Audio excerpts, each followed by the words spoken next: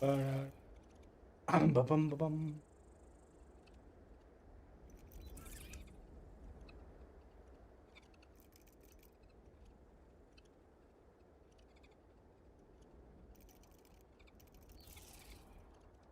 All right, sorry about that, guys. Sorry about that. Yeah, we're back now. We're back. My power decided to pulse itself. Thank you, power. Fucking asshole. I swear to God, like, I don't. No, I did pay the bill. I don't mean to make light of PTSD, but my God, whenever power goes out, I literally shit myself. I'm like, I can't do another week of no power, please. I don't want to have to live in a car. Never Google. No, I didn't. I wasn't Googling that. I know. I watched the documentary on that. All good. Hello, welcome everybody. All right. You know, the worst thing is it's always at fucking night. Also, I'm pretty sure. No, I didn't. I literally, Ace. I just upgraded to. I just sub 2. That's why I decided to put it. Honestly, Aurora, that is the plan. Trying to fucking find one because it's. The biggest issue over here, and I don't know if it's a thing over there, is getting a battery itself quite easy enough, getting installed quite easy, but you need to basically have like a kind of a dead man switch that you can kind of enable and disable, and that's kind of costly, which is weird because, yeah, like even if you get like solar panels and stuff installed here, like your house will be fine, but if the power goes, again, you need a dead man switch, which I get it, but it's like, yeah. Anyway, we're back. Nice. Okay, so we know not to go that way. Where was I going? Okay, we were going on top of the rocks.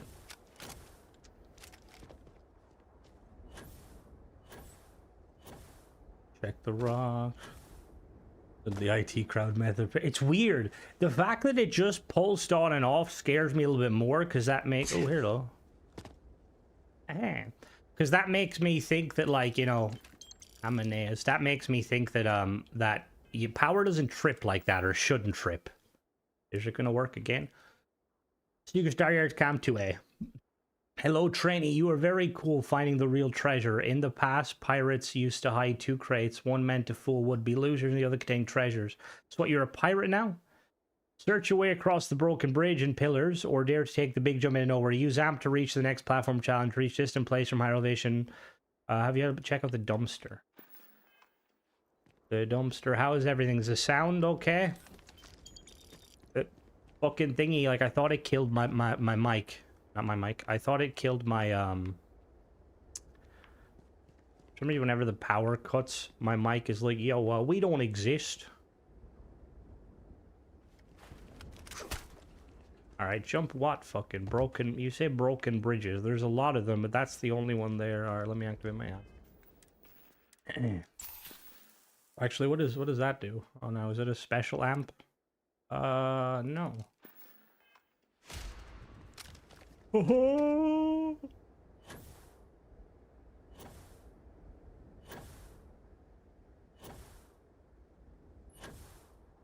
Where we're going, we don't. Oh, we always need power. I don't want to be a caveman. All right, that's one broken bridge. Was that the correct broken bridge? Probably fucking not. Oh, is I said, but is that it over there? Okay, that looks like it might be it there. Oh shit! Oh shit! We're sliding. What is it with Bethesda games where if you're like at an incline at all, you can't jump? It's very frustrating. Let's fast travel back there. I'm just gonna actually check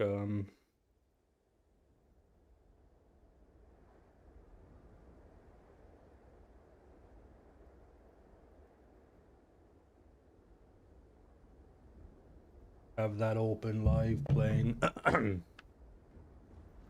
Alright, so where's the broken one? Is it that one there? I'm guessing we need to go over there, but jump the gap. Like, what do you think? I'm fucking an Olympian? Where did I even see that?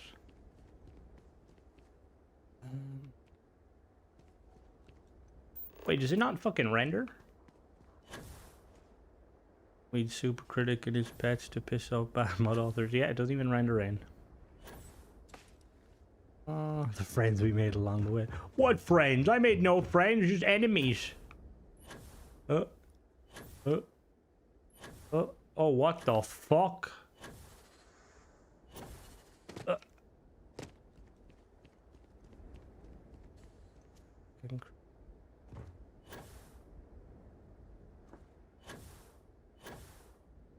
All right, see you later, Jacob. Whoa, the amp wore off. All right, we need another amp. Oh. Sorry, they're just cylinders, but that's fair. Oh, come on. Come on. Yeah. I will say I fucking love... We're playing... This is a free mod, sorry, that is questionable at best. Oh my god, what is going on here? Can I jump up there? Probably. Alright, you can put things in boxes. Nice. Uh-huh. You have to pick a fucking planet that had like... Fuck, what was Jesus? 1.04? Hello. Note 4. Hello, trainee. This small tutorial is coming to an end. Hello there. Everybody still asks my money back. It's a jumping game. You won't be doing long talks traveling place to place, but that doesn't mean you can't interact with others. The universal language of this series uses different dialects such as 7.77, 6.5, or 762 by 39. For communication, state one's opinion, so try to express yourself with a little training we offer with your own gun if you didn't find any. Sorry, running low on ammo. Which landing pad could be the one? You can get some cool spaceship with a tip, use the scope and make better noise for a view. Okay.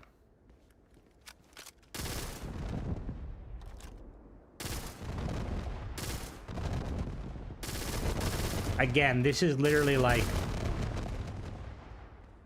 This is like something we do in Forge back in the day when we like first figured out a Forge. Which one is it? He said, well, it doesn't matter which fucking one it is. I can't reach them, can I?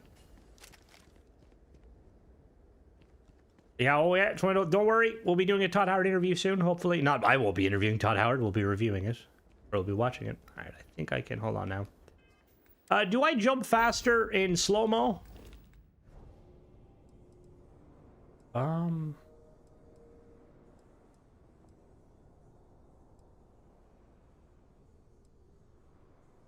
Yeah, so I'm saying my witchcraft, but how do fucking FaceTime?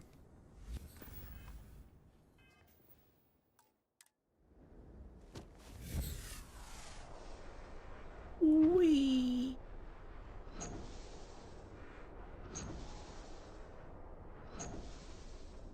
You drop faster. Currently, TJ, we're taking the real fight to questionable mods. Also, I tried to play that like a couple of weeks ago and I got my ass kicked. Oh, this is... Well, this... Oh, wait. Oh, did I get it? Chewing gum damage detected. Excuse me? Sick. Use the Jetson car. Is the render distance a mod issue? Because I feel like the game doesn't have problems rendering that far.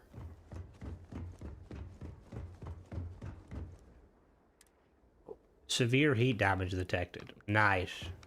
Yes. Alright, so it must be the third one. I took your advice to heart. I made it bigger. You know what they say? You compensating? What level are you now, Tisha? I think last time I logged in recently, I bought the tank. I think I was level 60 something. And I got my fucking ass handed to me. Alright. What about this one? I can already tell. Oh. FYLC hacked by... What?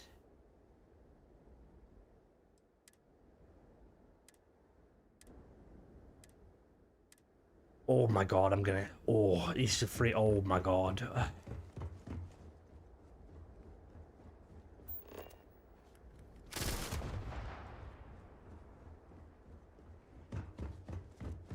Oh, well, at least he made a way back up if you fail. So is it none of these? Have I been lied to? Right. What was the last one? What did the last one say? Notes. 4. Multiverse coming to the end. Trying to special yourself. Which landing pad could be the one you could get some cool spaceship? A tip, use a scope and make some noise for a better view.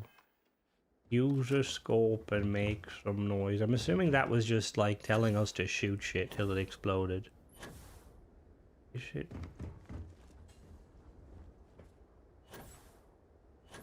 Oh, that one. I do worry though with the mod author kind of like messing with these. FYC ship kiosk out of order. Okay. Like, I wonder. Jump to the wrong one. Okay. Oh, wait, there's something there. There's something there. We might have found it. Oh, there's a chest there.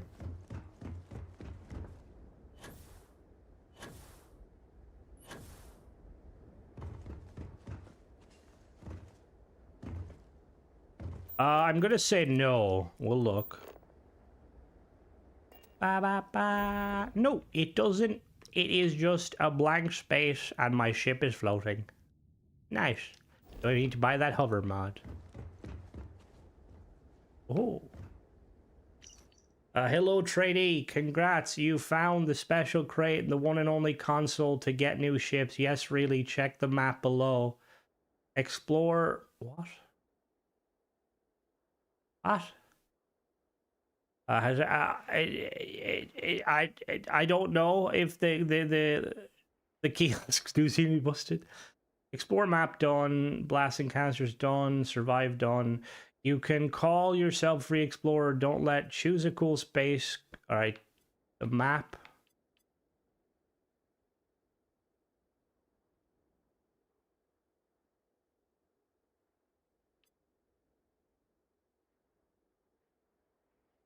What? That's a fucking map. So from the barbecue, we go left. All right, fucking magical. Oh, Jesus Christ. What is anesthesia? Okay. Hello there, Fog. Welcome. All right, so we got to go back to the ship. Oh, not the secret Star Yard support box. All right. Exit. Right, so... Exit. Ba-da-da-da. Alright, so this is the barbecue. If that's the crypt... Right, so that's the barbecue. Right, so... Are you fucking serious? The console's on this one?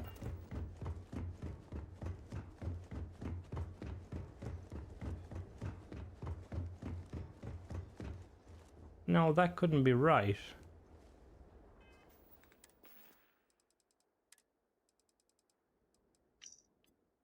Right, so the landing pad to the barbecue, it's on the landing pad. It's beside the landing pad?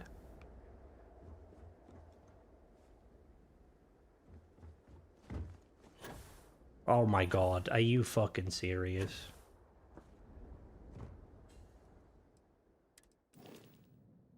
Okay, we got the death mark. That is 120%. Someone's attempted making a pelican. Desert Hawk. The Seahawk special. I mean, it looks quite cool, but I don't know if the mod author made this. I don't know.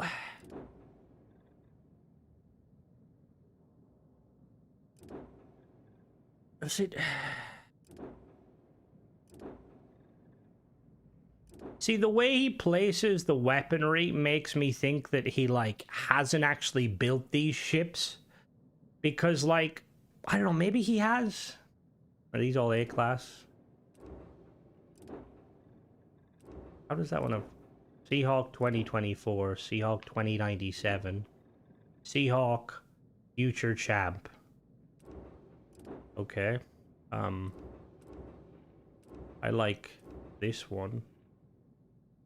Like this one.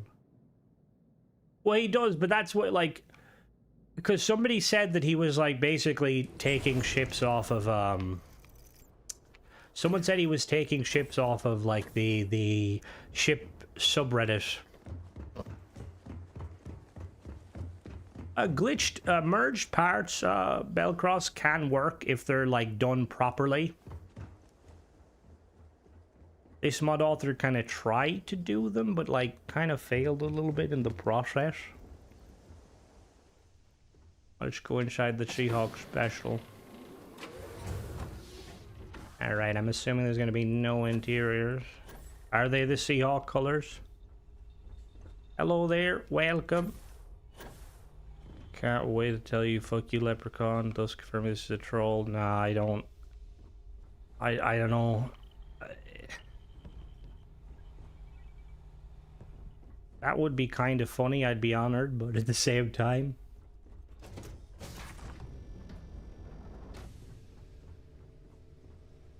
I think only...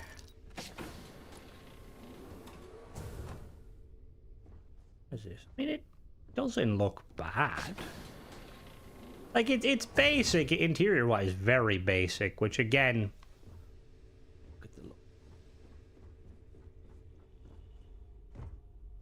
See, this, to me, this looks like somebody who doesn't build ships. You planning on staying on Discord? Yeah, just because, again, I don't know the ins and outs of the whole Discord bullshit, but apparently it's only if you go on not safe for work Discords, which our Discord isn't. I only use Discord for, like, one purpose, is for the Discord group. Now, obviously, I understand not everyone's going to be happy with that, but I have a feeling they're going to backpedal on it, because it would infringe on rights of a lot of shit. What the fuck is this hab? What is this hab? Is this a custom hab? Is this a custom hab?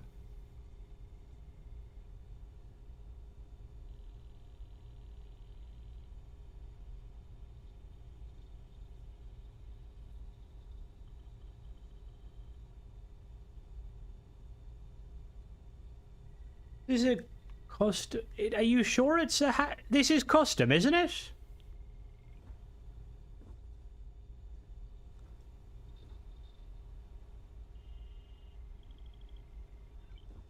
Yeah, no, that's interesting. So he made a custom hab. Hello there, Undying Welcome. Hello, sure. Imagine the ship reviews. To be honest, I need to get back into them, but it's just kind of waiting because, like, there's a part of me that doesn't want to put the... Not that it was a lot of effort, but until we know what's going on with Bethesda. Like, I don't even... Like, people these days come in and ask me if Starfield's worth it. I'm like, not really. No, I don't think it's vanilla. We can check really quickly. Hara just sent me a link. Thank you very much, Hara. I will open up another tab very quickly. Oh no, not that. Don't open that one.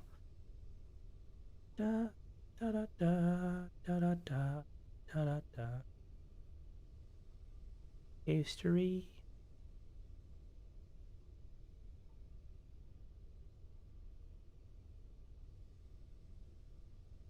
Just click that real quick. Give me 1 second, guys. We're working here. I'm a magical individual. There we go. Coming. Alright. Alright, cool. Cool. Alright. So, we'll have the thingy. Hey, don't know. I enjoy Starfield. Hello, Roy. I enjoy Starfield, my mini ship build. Yeah, no. I will say, if Todd Howard truly loved us shipbuilders, he would give us the ability to fucking copy and paste ship builds. It'd be so fucking nice. Gary, why are you outside the ship? Alright, let's really quickly jump down there again. Yeah, we're gonna... Don't worry. I have the thing ready and loading. As soon as it starts, I'll swap over. Todd Howard. Please, Todd Howard. You think they read the comments?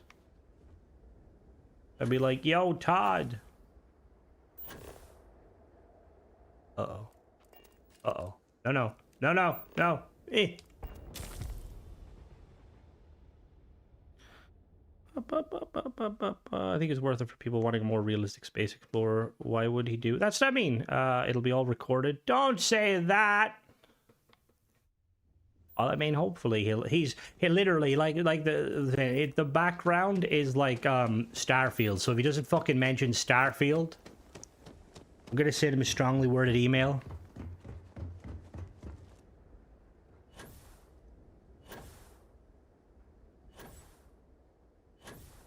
Oh ho! I'll be a modified ship. What? But it's not an all-in-one berth. That's not an all-in-one berth. There's no fucking way.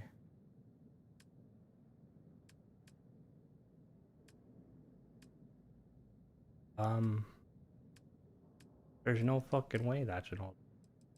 Oh, hold on. I can actually test this real quick. Oh wait, no, that was what was that? Oh, was it the lab?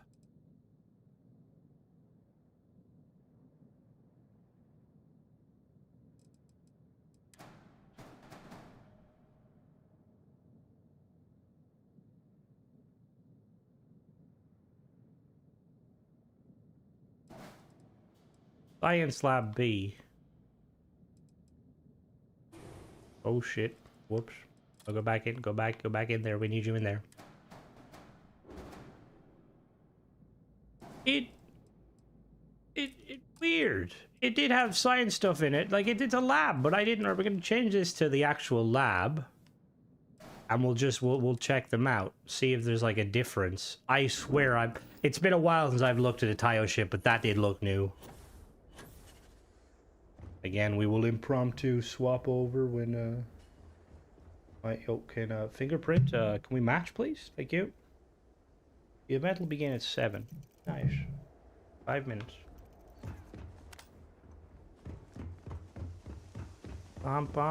Yeah, this is, sorry Rick, if you just popped in now, this is one of the ships. Rick, are you free? Do you frequent the shipbuilding Reddits, don't you? Did any of them, I don't know if you watched the last one, did any of them look like ships that were taken off the Reddit?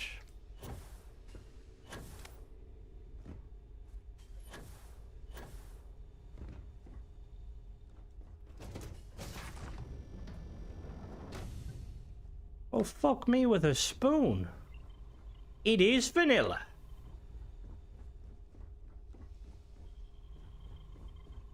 Interesting. Didn't know that was... That's fair, Belcross. I didn't... To be honest with you, I don't think I don't really do enough Tayo stuff to know... Whoa. I didn't notice that. I've been out of the game too long.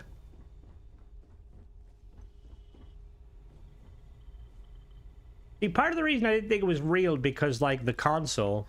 Yeah, no, I've never seen it either. Like, this is weird.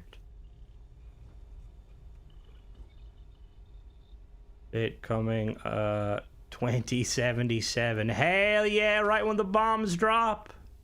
We're gonna have a party of the century. Fuck me with a spoon. No. No. Definitely not. Can you show... So, yeah, there's only one ship, Rick. I'll show you real quick. It's, like, modified. It's basically this in different colors.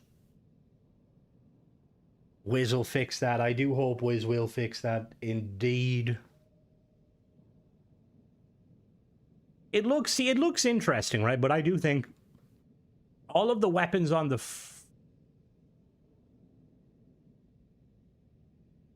How did he mount that?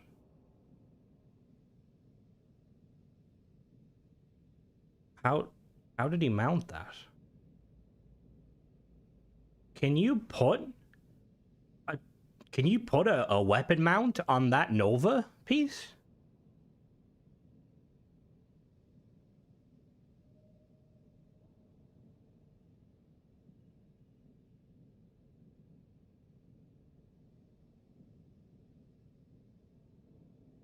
just, is it a merge weapon mounts?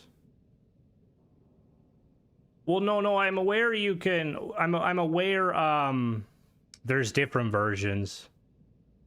So it's just attached to the weapon mount? That's weird. I thought the weapon mount only allowed you to attach weapons. Interesting. Like, some of the ship looks, I think looks quite cool. Like, I like the sideways kind of, the wings on the top. All right, we're gonna swap over really quickly. Give me a second. How do I... All right, it starts in 1 minute, so we'll swap over in a minute. For some reason, I can't, like, it's Kind of Funny Gaming, at Kind of Funny Gaming. It's attached to a grav drive attached to it. You see, this is why you're a professional. I did not spot that initially. See, the thing is, even if the mod author, it was like, I don't know if the mod author was taking ships, right? Because if they were taking ships, they'd still have to understand, merging, you know? Like, if this guy, his quest building is very questionable. However, if he he clearly understands merging, because if he didn't, there'd be, like, very little way he could put it together. The ship looks cool. Cheeky chin-mounted grav drive. I made, like, a ship build not long ago. The whole design, well, I didn't. It was like it was like, what was it? Remember, it was like, it was basically like experimental ships, and the grav drive had to be mounted away from the ship because it was like a first time making grav drive tech. So it was like, you know, in the event of a grav drive kind of, but in hindsight, if a grav drive blew up, I don't think you could launch it very far. Let me see, is it live?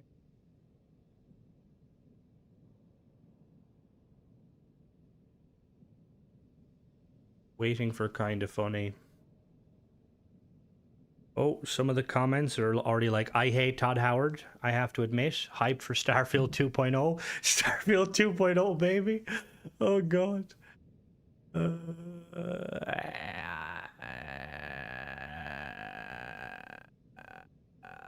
Where are we?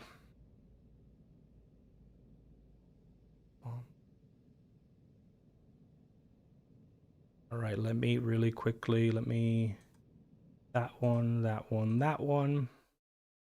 Window, that one, and then that one. And why is that not showing up? Do I have to put that up? No, well, that no. There we go. And then, what is this? This PC game audio? Okay, cool. Let me really quickly swap over to thingy. So, hopefully the chat doesn't say anything inflammatory. I don't want to, like, I don't want to remove the chat just yet because it'll show my videos. To be honest, there's not a whole lot I watch.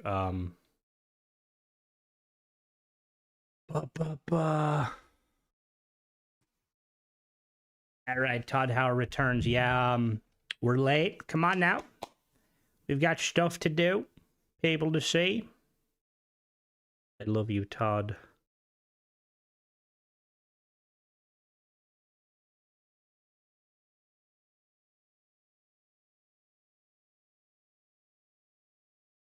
What's the number of this?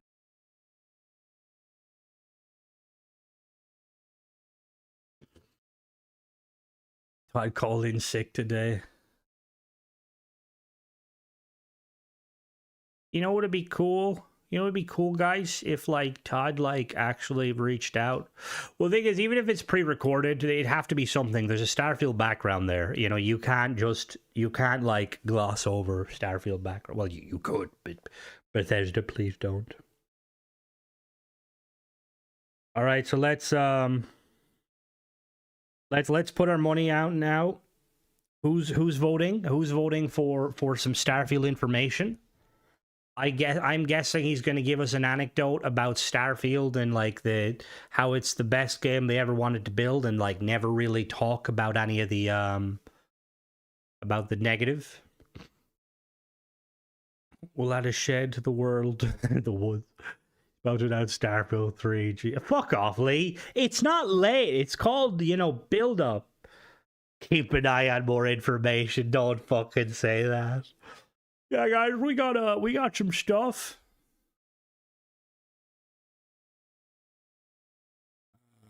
Where's the stream? I want Starfield. Chat, please be cool. No one in the chat is saying anything even remotely bad.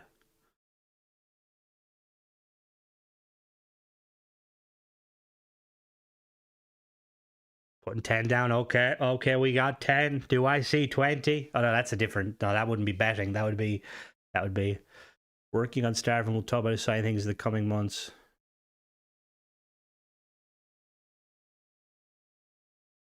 Oh, I don't think they're mods. I think they're just people who donate. Down to 50. I don't think we'll even get... No, the 76 stuff, they've talked so much about it. I've seen so much information regarding 76.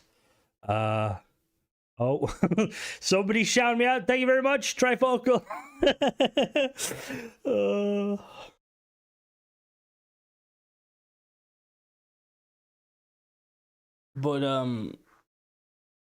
Yeah, I seen there's been some trailers for 76 is getting some new stuff coming out. It looks like more cryptids, I think. Anything until mid-March. Todd loves last-minute info dumps. See, the thing is, I wouldn't mind the whole last-minute info dumps at all, but, like, I would like them to at least tell us something, you know? Like, if they had no intention of releasing content throughout the entirety of last year, they should have just said that. Oh, we live, baby. No, you're not. Are you lying to me?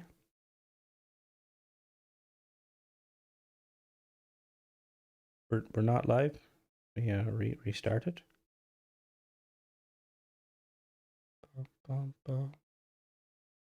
You lied to me. Well, this could be his way to kind of his get out of jail free card. Says some things. Another ripped air. It is with Bigfoot. I kind of could tell. I assumed it was Bigfoot. What did Lone Star say? Hold on now. Wonder why he didn't do his intro. Oh, sorry. Yeah, fair. I don't know. It's possibly could say something. I don't see anything live. He gave a little bit of information, but like it wasn't anything like major. That was back before Starfield was kind of seen in a completely negative light, you know. There was still a lot of people that was like, you know.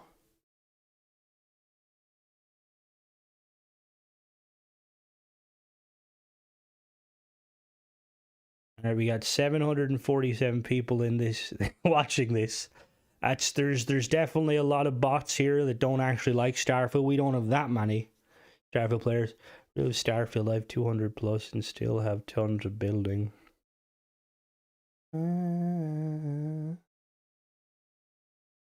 Very positive for fucking Starfield, you know? God damn. Hello, hello, Bill Cross. Just seen your comment. I feel like he does need to address the whole 2.0 thing. Like, at the very least, he needs to kind of be like, guys, it's not a 2.0 thing. Master Chief. Whoa, Master Chief. Don't be disrespecting Master Chief. 16 times the Elder Scrolls.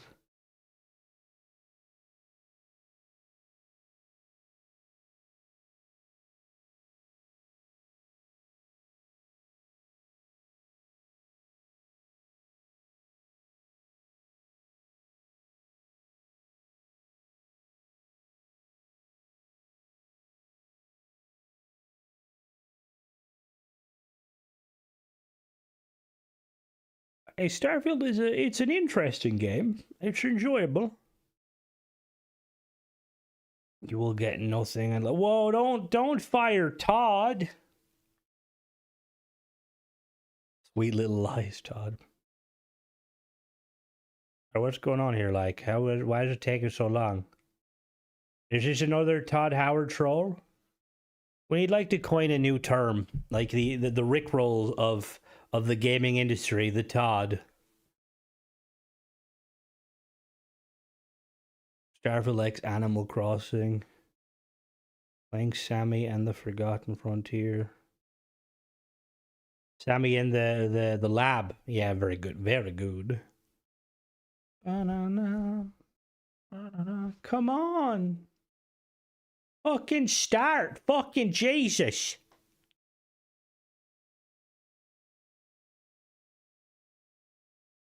Ba-da-da. Ba-ba-bum. Mm.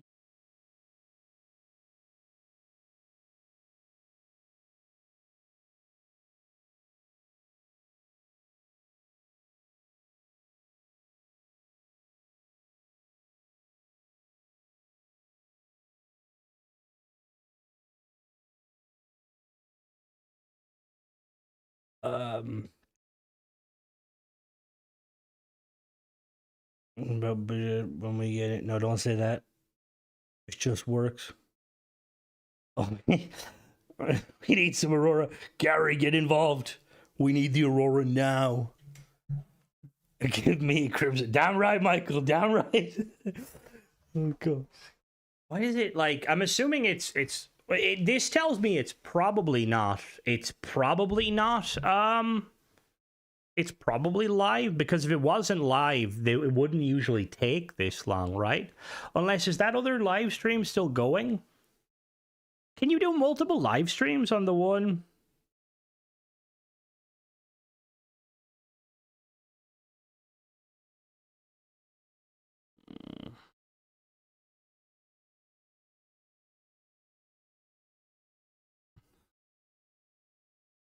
I'm just going to check real quick, because I'm assuming that could be the issue. The issue is that they're still live streaming. Oh yeah, they're just... Okay, they just wrapped up the show now, I think, which means it should be able to. Bum, bum, bum. Bring on, I'm excited. No, don't say that. Don't say that, sellout. That's not funny. That's not... That would be... Can you imagine? I'm literally sat in the darkness, meanwhile... Hello, Hara. Meanwhile, he, like, actually talks Starfield stuff. Oh, come on. Give me a will notify option.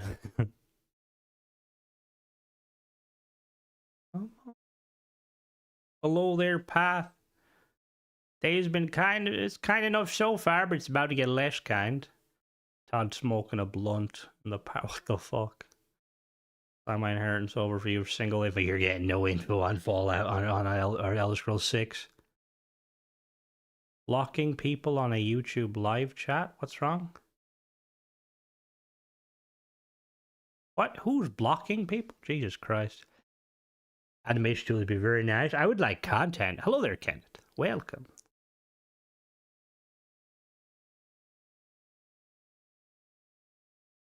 Yeah, Jeff. I 100% agree with you, Jeff. Jeff the Scout, we need to address Todd on this stuff. Will they? Probably not.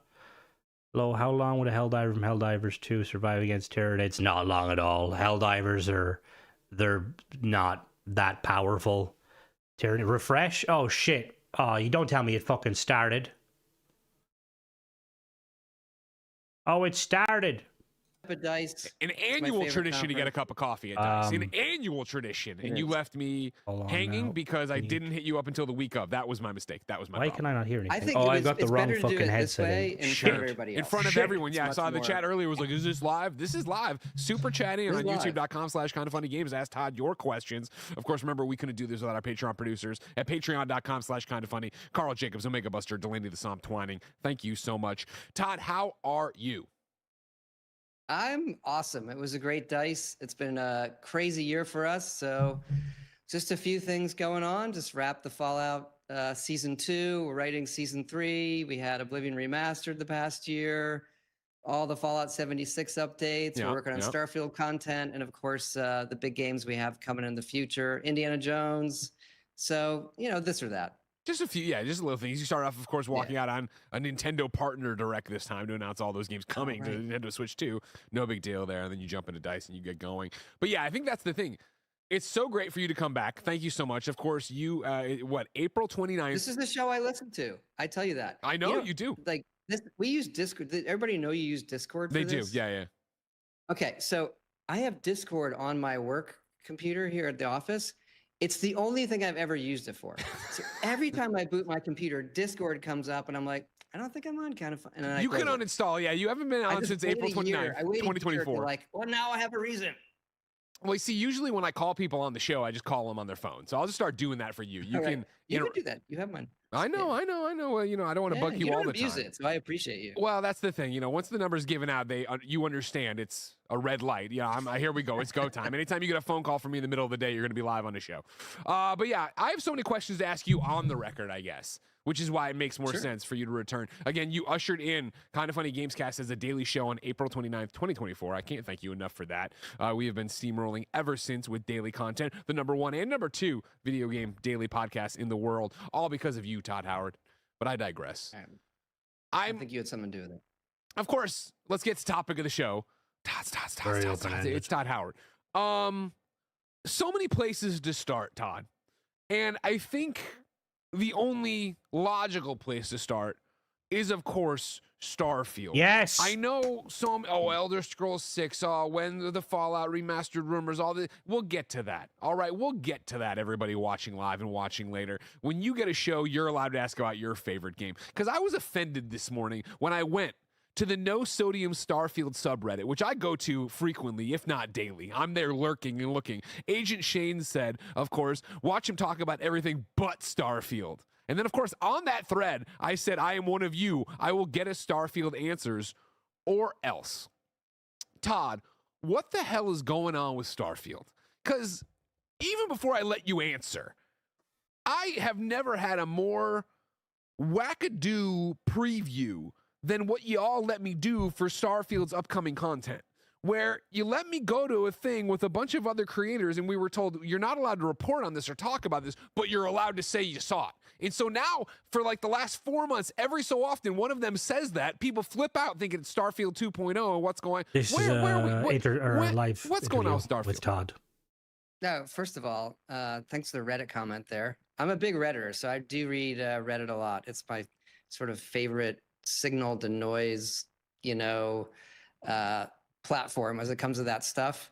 And look, obviously we've been working on a lot of Starfield content. We haven't talked about it yet because, the end of last year too is particularly for us, we sort of period of time where we focus on IPs or franchises, and Fallout really obviously dominated the fall and a little bit early this year.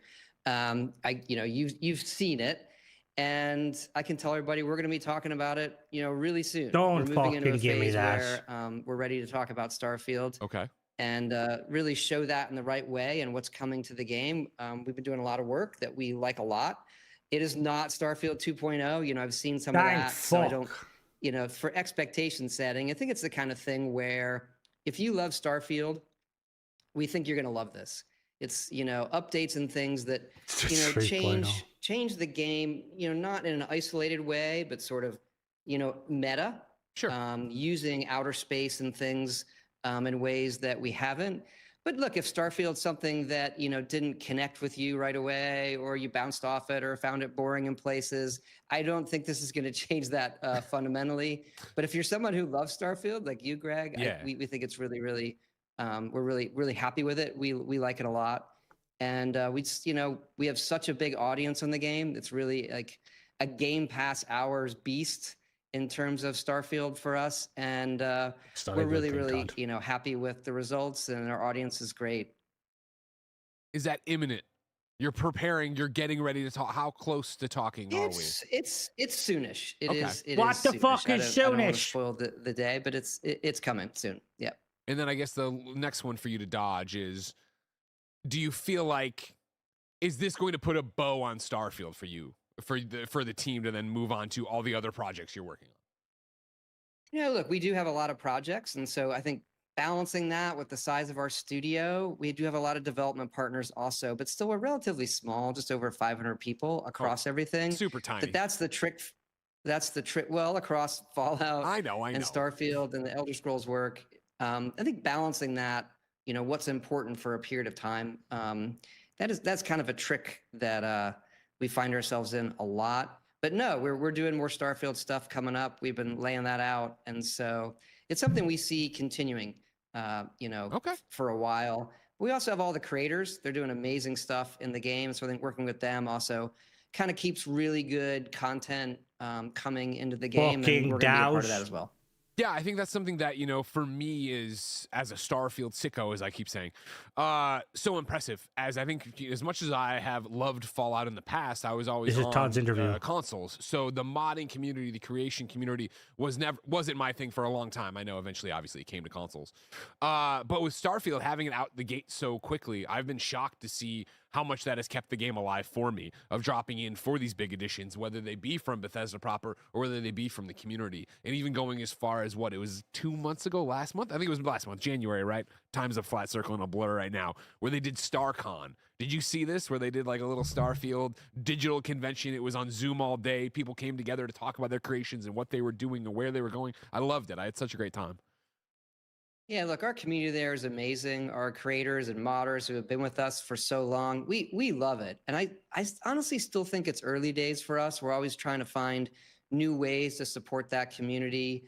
I think the content is, absolutely incredible, but we have a ways to go in terms of making it easier for them, putting it in front of everybody, saying, hey, try this out. With our older games and creations of Fallout 4, we still have issues when we update the game. It breaks mods, and so we see all that. So we still feel like, even though we've been doing this type of thing for several decades, that we're still early in what that looks like for everybody. So take me from that last statement to the general future of Bethesda games, right? You make this game, you make this type of game, you make this thing. Do you see that changing? I think the way you listen to this show, the way we talk about Bethesda games, open world RPGs in general, expanded out for the video game world, you hear so much about, the Bethesda engine, and then me talking about Bethesda makes Bethesda games, and so it's silly for us to show up and think you're going to get something different. But as we see the success of Baldur's Gate 3 and all the choices and consequences there, as we see people continue to push it and get nerdy with it, I think of the Outer Worlds 2 and the way they did perks and stuff like this. Do you guys batten down the hatches and you're committed to your engine and this is what we're making and this is how it's going to be? Or are you letting things come in, influence, and do you see that changing as everything evolves? I think if you look at our games, we've sort of always evolved. We do have a certain style that we like and our fans like, that we want to get better and better at. I think in some ways, in many ways, Fallout 76 and Starfield are a little bit of a creative detour from kind of that classic Elder Scrolls Fallout. I'm Skyrim kind of or a Fallout 3 or Fallout 4 Oblivion, where you're exploring a world in a certain way. And as we come back to Elder Scrolls 6 that we're doing now, we're coming back to that kind of classic style that we've missed, that we know really, really well. You talked about tech and things like that. We spent the last the fucking content several years bringing Creation Engine 2, which powers Starfield, up to Creation Engine 3, that's going to power Elder Scrolls 6 and beyond. And obviously we do all the rendering things. We're really happy with the new stuff that we're doing, but also kind of world systems loading, how we bring things into the world, how we get that detail close to the camera kind of immediately. It worries me that he mentioned. We have a style of game that we really, really like, that I think people expect from us. Sure. And there's a lot of innovation to be done there still, so that when you step into a world, you feel like you're experiencing it really for the first time, a game like that. And I think, we're happy with where it's headed right now. That's what I could say. You're happy. Okay. You're happy.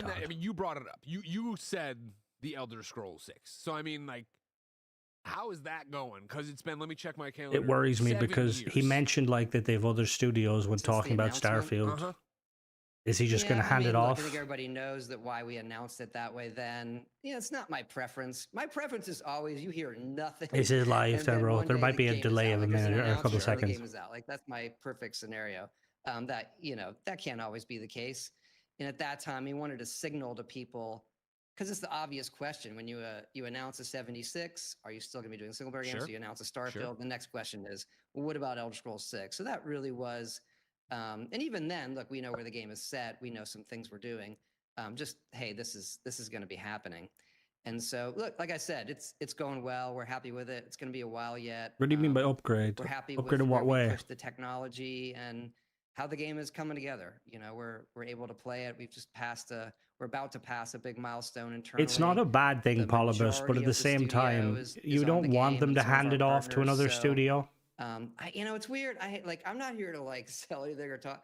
Really, it's really a catch-up conversation. Yeah. So I feel bad because Got some people want great information. modders, I yeah. appreciate that, but I'm much more, I like to think long-term about when you really see the game and hear about it, focusing on that moment and kind of, not today or the time in between.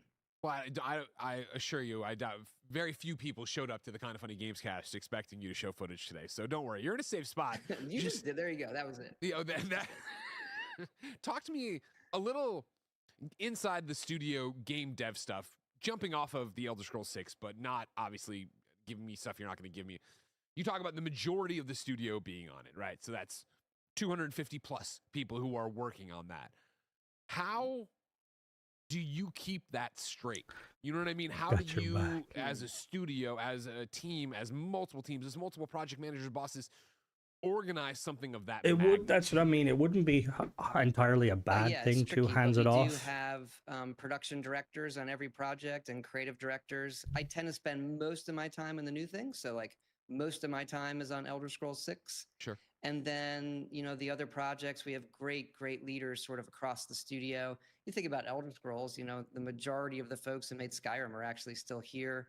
And the studio is an amazing place where we have people that have been here decades, but we also have a lot of new talent that's coming to the studio with skills they've have you used any of that talent, or they grew up as fans of our games and now they're professionals. So I think the studio makeup is in a really great spot. But yeah, it's a juggling act. Fallout 76 is so popular. Yeah. We have another big season coming out. It's like our 65th or 66th update to that game. I did my homework. 66. Meanwhile, Starfield. It's coming out March 3rd. I'm prepped. I'm ready. With Bigfoot. There you go. All right, we'll plug that. We'll get there. But look, when you have a big live service game in that way, it does take a lot of time and headspace from the studio, but great team on that. Great partners. Hello there, on Tennessee. That, so that's in a good spot. Yeah, it's tricky, but we've gotten better at it over the years and overlapping. He bore the barrels for this point. And bringing, key folks onto projects that really need them at the right time. You jump off of there, that 76 conversation. Something I think that's interesting since we last talked, right? And obviously we've all been through the journey of Bethesda in general. Like you said, Thought is quite short, but you also announced Elder Scrolls 6. Nothing wrong with that. We're still doing what we know. Now that we're so far on the 76 train, and obviously we've been up, down, around curves all through, blah, blah. Do you... that stuff ship parts? Studio feel like, hey, this is such a great addition to the portfolio? Because I think about when... Honestly, Undying, yeah. Platform allegiances here. Naughty Dog pulled the plug on the Last of Us multiplayer thing. And their statement was like, hey, we started down this train of making a multiplayer game where we realized it was going to take us so far away from making the single-player games we're known for. It seems like for all the bumps along the way, you guys have found a way to I feel bad for poor Master Chief being in the frame slightly. Solo stuff, make this thing, and try to satisfy two very different audiences. Yeah, look, it was incredibly difficult. It was difficult to get it to launch, and it didn't launch great. And then it was even harder to sort of, pull it out of that. And then when it starts getting really popular, let's not try and like mock him that deeply. Really fortunate. Look, the community around that game is incredible, and there were so many people that wanted to play a game like that. Granted, not every Fallout fan, we realize that, given the history of it and the single player nature of it. But so many people wanted to play a game like that. They kind of, stuck with us. And Yeah, no, he basically said, I don't know if you were in there, many respects, Tennessee. it's the He games just we've said it's done I'm not the going to be most proud of, 2.0, and because basically Starfield it's fans will so like it. hard to But if you don't like do and then Starfield, you're not going to like it. Which maintain as that's, I mean, one positive. a relevant game. And I think if you look across the industry, the amount of games like it that there have been or come and gone, and here's 76 still there, with big numbers and doing well and being relevant. He did mention it, yeah. It's a lot He of said it's energy not in going to be studio. Like, 2.0. people love it. The team on it, It led is by a John lot. Rush, they just do a fantastic job. And you see I get to see the roadmap that's planned for the game, and it gets even better. Does Starfield have one? We love it. Our community loves it. And obviously, as you have these Fallout moments with the TV show, it gives us an avenue to be updating and adding new things. The Ghoul comes in to Burning Springs and et cetera.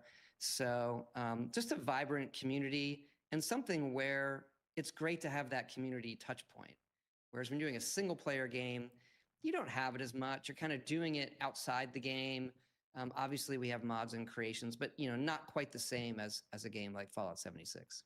No, for sure. I think that's what's been so interesting. I see Mr. Hawks, one of our kind of funny best friends, but also a Fallout 76 super fan who podcasts about it all the time. He's popping off in the super chats, talking in the regular chat about it, and like what makes that community so special compared to the special community I'm in of Starfield and wanting to go do the creations, but making it that, hey, we're all coming together to do this, or what did you find and how did you go off and chase that, and have it be more on that same level and on that same vibe, which I think is interesting. I think, from my side of it, and I've talked about this obviously on a multitude of shows, but it's always so interesting. There was one snarky comment. They're like, oh, is there a Fallout 76 community? Well, and it's like, no, there is. And what I always find so fascinating about video game communities is you don't know it until you find it. It's that thing where you move the rock and you're like, oh my God, there's how many people over here playing this game that I've heard about, but I didn't realize had a thing going on. And to see the way you and Bethesda have made these different games with their different communities, as a Starfield sicko,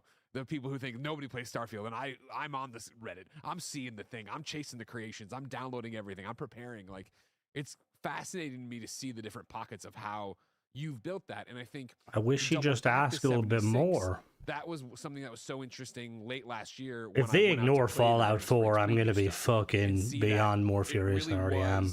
Bethesda's answer to the criticism so many people had of Fallout Season 1 debuting and then there being no new thing, no new game, no new content, nothing really to jump into to sink your teeth in. And like, we reported on it for days. It felt like Fallout 76 has reached this milestone of players because of the show. They're all in the top 10 again on Steam because of the show X, Y, and Z.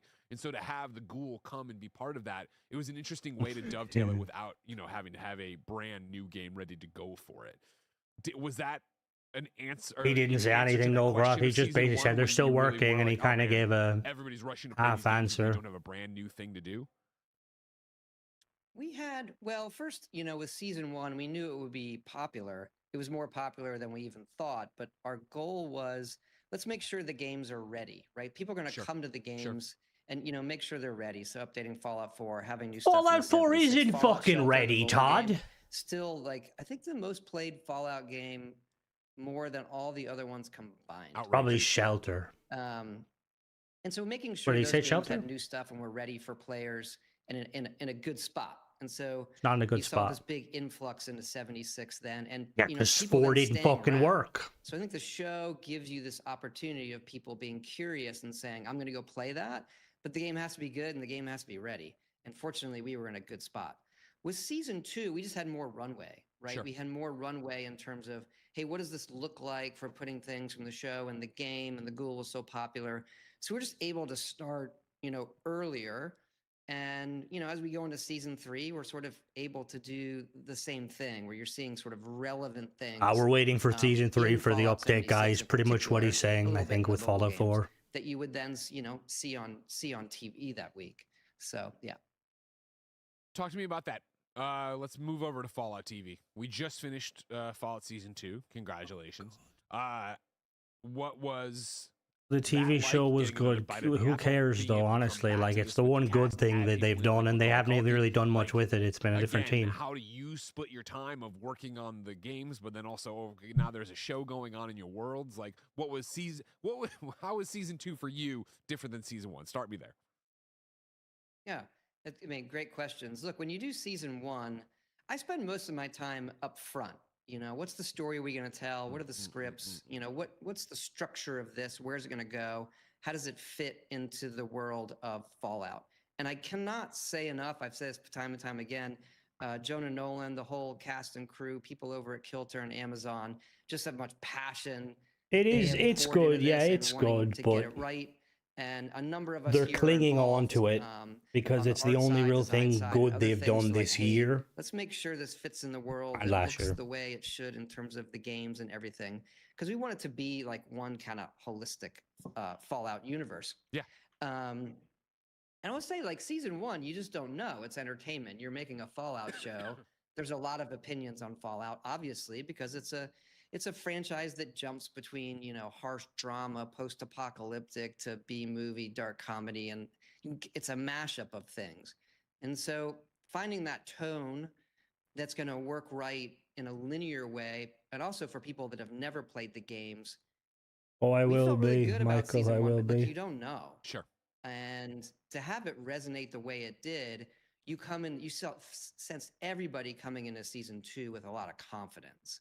Like, okay, this works. We can kind of step on the gas in some areas. And the writers really wanted to go to New Vegas. They actually wanted to go there in the early pitches of season 1. And I said, I would save that. That's such an iconic thing for Fallout. It's better to let's establish the base and then we can go to New Vegas. And I thought they did a really, really good job in taking it there because it's tricky.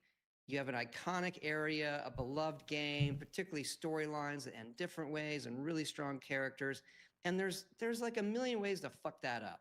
And so it can be a bit of a minefield, right? Sure. And I thought they did a great job. We spent a lot of time saying, like, let's not refute anything that happened in the games, but let's see if there's some areas that, the writers really want to push forward.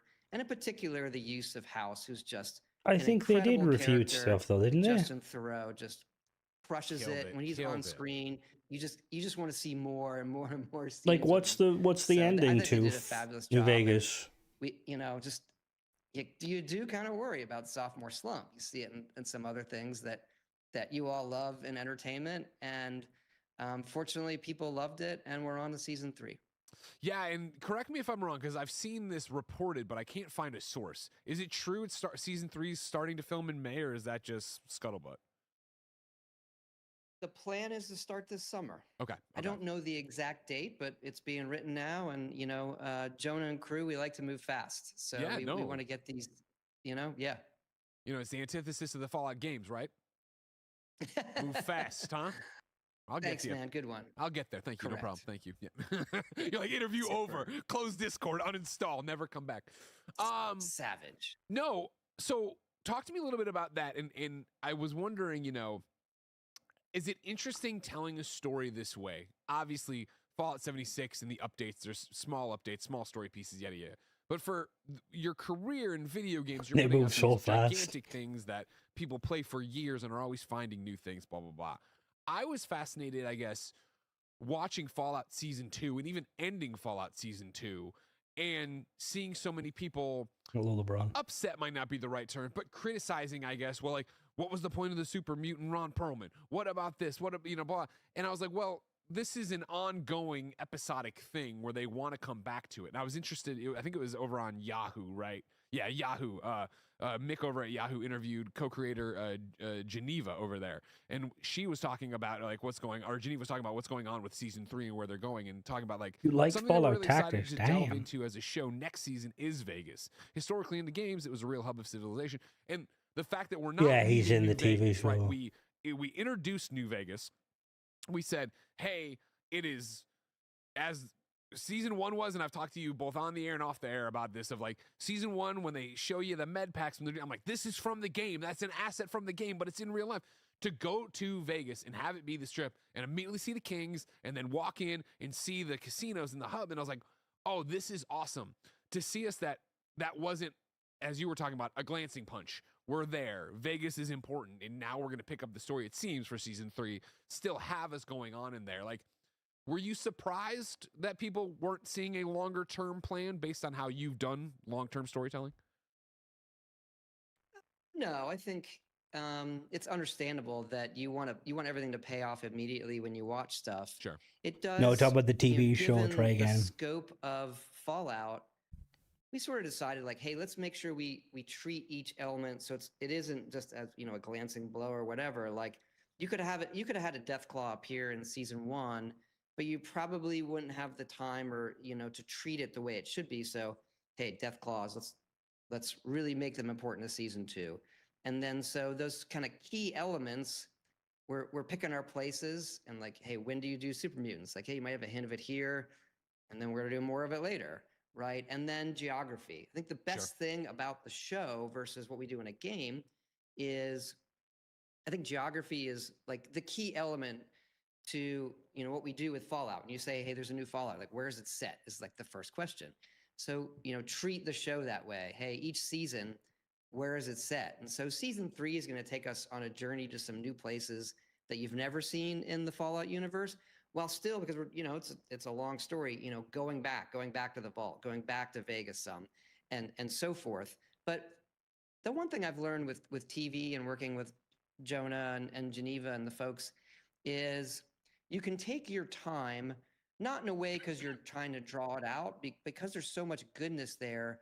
You don't need to rush through some of these character moments. You can take your time and make sure they pay off the way that you really want to. I feel like they did rush a bit, what's though. Going to happen in season 3? How does the whole thing end?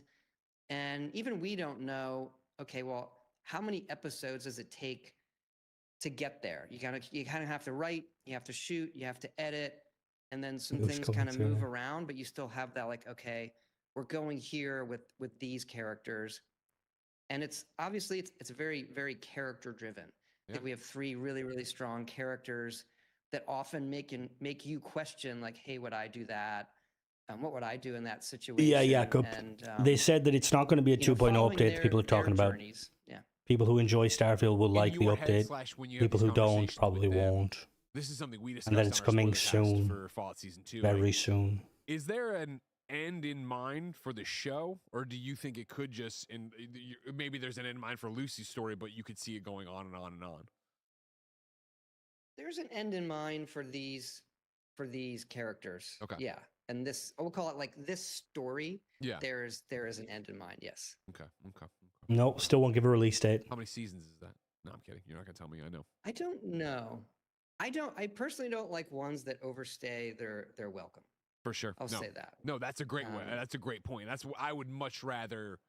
That's what I always want. I want to be left wanting more. I don't want it to end and be like, oh man, well, seasons 9 and 10 were garbage, but at least 11 ended happily. Yeah. I mean, that's kind of the double-edged sword of having an extremely popular show. People want it to go on forever, but then sometimes they can lose their magic. Sure. So we'll see. When you're talking about, you know, what you're learning from telling the stories here and letting things grow or slow down and, you know, let it germinate, I guess. Is that doing reverberations into that would be very Elder cool, Scrolls 6, trifocal. the other Fallout projects you've talked about at length, saying that we have many Fallout projects. Is it changing the way you tell stories at Bethesda, I guess? No, I don't think so. It's more on the game side. They've always kind of been long, meaning we see how much people play the games. You know, Skyrim could be our most played game 15 years later, right? And so people play these games for a really long time. They might put it down and come back to it. And so I still, you know, I think we want stories or sort of main quests that you feel like you, in quotes, finished the game. You finished like the main thing the game was, the world's wanting you to do. Yeah. In kind of a 20 to 30 hour spot. Like that's kind of what we designed for. It often goes longer, but that's like our intent. Yeah. But then there's this whole world that you feel like in many ways is limitless, either through, you know, quests that we have or content that's coming. And so what's content? Over time, you could see it in our games, looked at more game systems that continue and continue to reward you, that gets, the longer you throw the stone out there, if you say, hey, someone's going to play this for 1,000 hours or 2,000 hours, which we see, making that rewarding when you get way out there, it's still very hard. Yeah, I would say it's nearly impossible. I can't imagine sitting down and making a game and you're trying to make it great for the review period that people are going to go to, the normal in quotes, 20, 50, 60 hours somebody puts into it. But then, yes, the 2,000 hours somebody's going to go do. That seems like that would just be that often ends up, ends up like like a character grind. Sure. Well, I want to talk to you a little bit more about what's coming in these Fallout games, this Fallout world. All right. But I'll do that after, of course, I remind you that you can pick up a Kind of Funny membership, patreon.com/kindoffunny, youtube.com/kindoffunnygames, Apple or Spotify. You toss us $10. You get everything ad-free. That's more than 80 episodes of content a month. And of course, you get your daily dose of me, Greg Miller, in a series we call Greg Way, alongside a bunch of good karma for supporting an 11-person, 11-year-old small business. But right now, you're not using your benefits, so here's a word from our sponsors. This episode is brought to you by Boot.dev. Ready to learn a new skill and become a software developer? Kevin is, and that's why he's been using Boot.dev. I mean, it's YouTube. It is what it is. The feature is that you could find a solution that works, but then afterwards you can hit solution and see the way I'm gonna let it play just because I don't want. If they try and copyright strike me, I'll be like, motherfucker, I showed you ad. RPG-like experience. Plus, Boot.dev just launched the Training Grounds, a place where you can grind infinite challenges to give you as much practice as you need before you forge ahead in your own coursework. All content is free to read and watch. A paid membership unlocks interactive features like hands-on coding, progress tracking, and game mechanics. Bored learners quit. Smart learners never get bored. Learn to code by doing what you'll actually be doing. I will say I'm kind of real projects. Go to boot.dev and use code KINDOFFUNNY to get 25% off your entire first year. I'm kind of plan. That's boot.dev and use code KINDOFFUNNY to get 25% off. This episode is brought to you by Shopify. Right. All right. You know what I hate? I'm kind of shocked because, like, I just feel like I don't know. I kind of almost would have preferred if he said nothing, because all he's really done is the one thing I will give him credit to is he did kind of nail in the bubble of a 2.0 thing, but in hindsight, that's not really a good enough situation, just because I don't know, like the top of the TV show, it's like this is supposed to be like a game thing, and I know like it's tied into the game stuff, but like at the same time, people have been talking about the TV show constantly, and looking to talk about the TV show. Like, I'm interested in the games. Like, they mentioned 76. Where's Fallout 4? Is what's going to Fallout 4? Are they really going to gloss over Fallout 4? And then Elder Scrolls is cool. They'll probably talk about it. We back? Okay. We ease back into the show. We turn our eyes to the super chats. Remember, you can ask Todd questions. You can ask me questions too, but it'd be a waste of your time. YouTube.com/kindoffunnygames. Mellow Fellow says, what's Todd playing right now? Any new games? What are you playing, Todd Howard? Oh, you're muted. You muted yourself. What happened? What am I playing? There it is. Nice, buddy. Actually, I'm playing Drop Duchy. Have you guys played this game? I have played Drop Duchy. Yeah. And like seduced me with like a little video in terms of like that kind of looks like Carcassonne mixed with Tetris mixed with other stuff I like. So it's a great, really creative, great game. So I'm really enjoying that. And College Football 26. I play competitively online. That's a high stress game, but I do enjoy it. How good are you? You're playing competitively online. Are you like really good at it? I'm pretty good. Yeah. Hell yeah, dude. I'm in like whatever the Heisman ranking category of road to the national college football playoffs. So Are you? I'm a big Notre Dame fan, and since they got screwed out of the playoffs, I am on my video game Notre Dame revenge tour. Amazing. Yeah, it's great. I love it. And the Notre Dame has Jeremiah Love, which is basically a video game cheat code in football. So this is the year. This is the year for me to be good at video game football. But really, if you haven't, check out Drop Duchy. It's really No, yeah, Barrett threw it up there. it's a really elegant, smart game. I love It's very good, yes. Drop Dutchy, a very impressive game. Yeah, if you're an audio listener, yeah, you are dropping tiles like Tetris, but it is not shapes. Well, they are shapes, I guess, but no, you're building go. a city as you go and doing all these things. Plus, of course, everything has to have the roguelike mechanic of the cards being dropped in there as well as you go.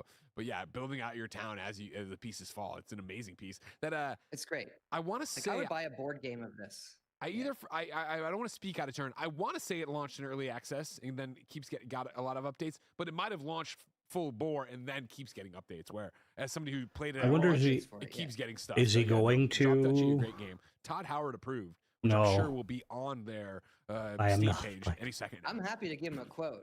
Like, Give it to him right now. Play Drop Dutch. What a quote from Todd Howard. An Play Drop elegant Dutch. masterclass in game design in a genre that you think you've seen everything in. Dang. How's that? That was awesome. That is awesome. Put it on the back of the box. That It doesn't is. exist. It is, though. It's great. Okay. You know what else is great? Fallout video games. Todd, when are we getting another one of those? Because you got it. The Oblivion remaster Well, the was a new huge update for success. Fallout 76 drops in a few weeks. It drops on March 3rd, season 24, and the Backwoods. What about the mod update, We're Todd? For us, that's a new. Yeah. I Look, know. when it comes to development, for us, that's a new thing. Is there a chip on the shoulder of the again, I Fallout wish I could 76 talk team about- about that? Is there a chip on the shoulder of the Fallout? Every time they see it, Fallout 5 win, Fallout 1, and they're like, we are on update 66 of Fallout 76. Go give it a shot. More honestly, I'm not I surprised wouldn't that say a chip. We just want people to recognize how much work we're doing on Fallout that we're putting Fair. out. That's fair.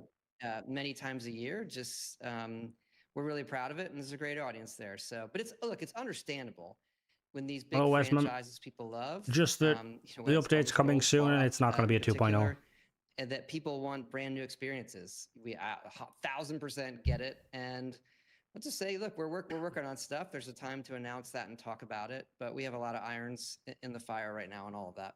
Yeah, give me that update. Last time you were here, you were very cryptic. Said, "Oh, we have multiple Fallout projects at work for multiple." Give me a number. How many numbers we got? You know, Fallout 5, of course, that's happening. Multiple. Multiple. Yeah, the multiple is still the number. Yeah. Okay. Yeah. But the Oblivion, surprise remaster launch, that was a big hit, right? It was huge, actually. People love yeah. that. We That were seems like a great really- thing to do with all sorts of Fallout games. Yeah, I would say I'm softened on the whole remaster thing. There was a lot of conversation about, hey, should we remaster some of our games? You look at your catalog, you say, what's the right thing to do? We felt Oblivion was the right one. I am this is only for like the stuff we've made here that I've made. Sure. I'm sort of anti-remake. I respect the other ones out there, but I think part of the age of a game is part of it's part of what it is. Remake. like What its is remake? personality and Is that what it they represented when completely it came change the out. game? And so as we approached Oblivion, I definitely wanted it to be a remaster, but kind of the absolute best version of that you can imagine. And so the original game was important to us that the original game was running. It was like, okay, well, imagine you had patched that game many, many, many times for like many years. You had patched it. What would you have done? And so we sort of took that approach with sprinting and some other things. And then graphically, let's just make it look modern, but still in the style it was, right? So we're not going to redesign the armor to be something new in the Elder Scrolls. It's like that version of it looking the way you kind of remember, but up-res. So, I mean, that was our approach to that game. And fortunately, it was, it was really, bigger than we imagined. Another thing, I mentioned Fallout Season 2, but another thing where the sort of dartboard of outcomes, when you're touching a kind of, game with the legacy of like Oblivion, most of the outcomes in the dartboard are bad, right? You can mess with what it was for people. And so we talked about that, like, hey, here's the sliver that we need to hit that kind of, not just acknowledges the legacy, but in many ways enhances it. And so really proud of the work everyone did on it. And so we're very happy with it. And, clearly given the success of that remaster, we think about others, but we'll see what happens. Fair enough. I'll give it to you. I'll let that go. Fine. All right. You know, maybe I'll play a Fallout one day. Maybe Ben will be 20. He'll be 20 years old when he plays it. Let's move on then. Since you're not going to confirm anything about my Fallout games or remasters and how they could just shadow drop at any time and for the rest of time, every time. I do like shadow drops. I will say that. I know you do. That is my preferred method. And so anything said before a shadow drop or that moment, I don't know if I like the phrase shadow drop, before that moment where you learn about it, anything beforehand or leaks or everything, it just takes away from that moment. And I think that moment is really, really special. And so that's what we try to focus on. All right, for real, then let's stop and have a conversation about that, because I do want perspective on that. As you know, in terms of video game talkers, there's a hierarchy, right? There's Jeff Keighley, and then there's me. And so I get inside information all the time. And one of those DICE conversations you and I were having, you were like, we're remastering Oblivion. It's going to be a shadow drop. We're just going to do this thing, and it'll just be out and be great. And I was like, wow, that's really cool. And then like 2 months later or whatever, however long, stuff started leaking or whatever.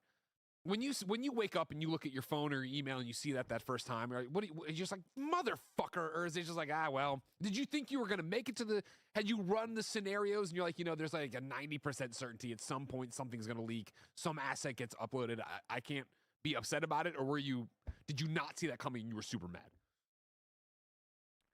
Well, we've been through so many leaks. In the moment, He you're asked always some pissed questions, off. but obviously there's only so much you can ask.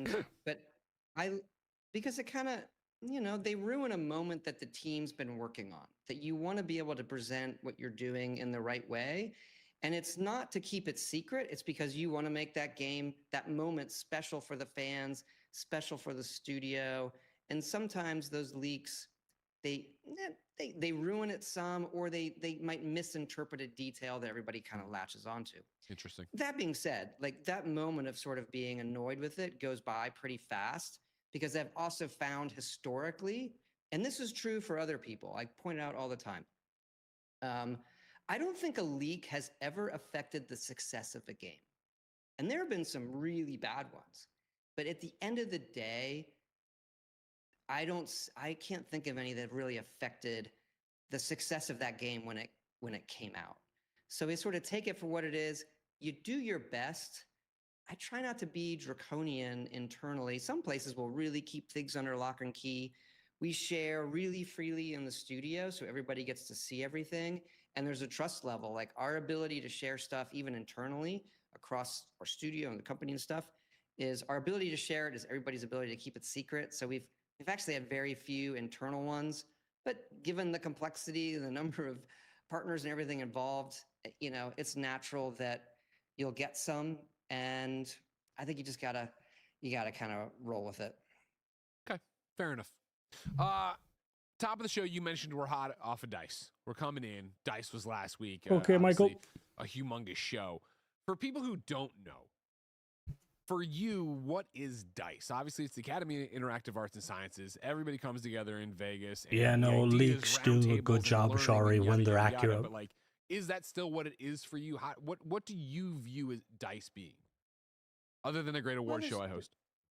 Leaks are essentially free advertisement. There's two things. There's like the personal side. Like for me, what I get out of it, I've gone for a long time. I would say sort of the other studio heads or people I know, I see you there.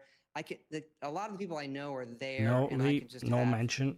Casual conversations and dinners with and learn what they're doing and learn more and talk about what we're doing, meet with partners. And so that's just a really condensed sort of special time for me. The other part is the industry aspect of it. I'm on the board of directors of the Academy and have been for a while, and sort of, I think DICE and really the Academy of Interactive Arts and Sciences is really there to sort of elevate the conversation around game making, celebrate it, and the new people coming into the industry, sort of connect people. I think there's a lot of work to do there, right? DICE existed for a long time for the conference and for the awards. And one of the things we're talking a lot about is, there's so many people, game developers, depending what company you're in, you're a part of the Academy and they don't know it. And I think there's more that the Academy can do for game developers to elevate what they're doing, elevate the conversation, and all of that. It's also in Toronto. Europe and other places. So if you look at the other academies in entertainment and what they do across those things, I think that's the role it fulfills, and DICE is obviously a big part of that. During the awards ceremony, of course, the awards are brought out on stage by AIAS scholars. And then also this year we had a big table for them to sit at and have all this other stuff with the other people that are there.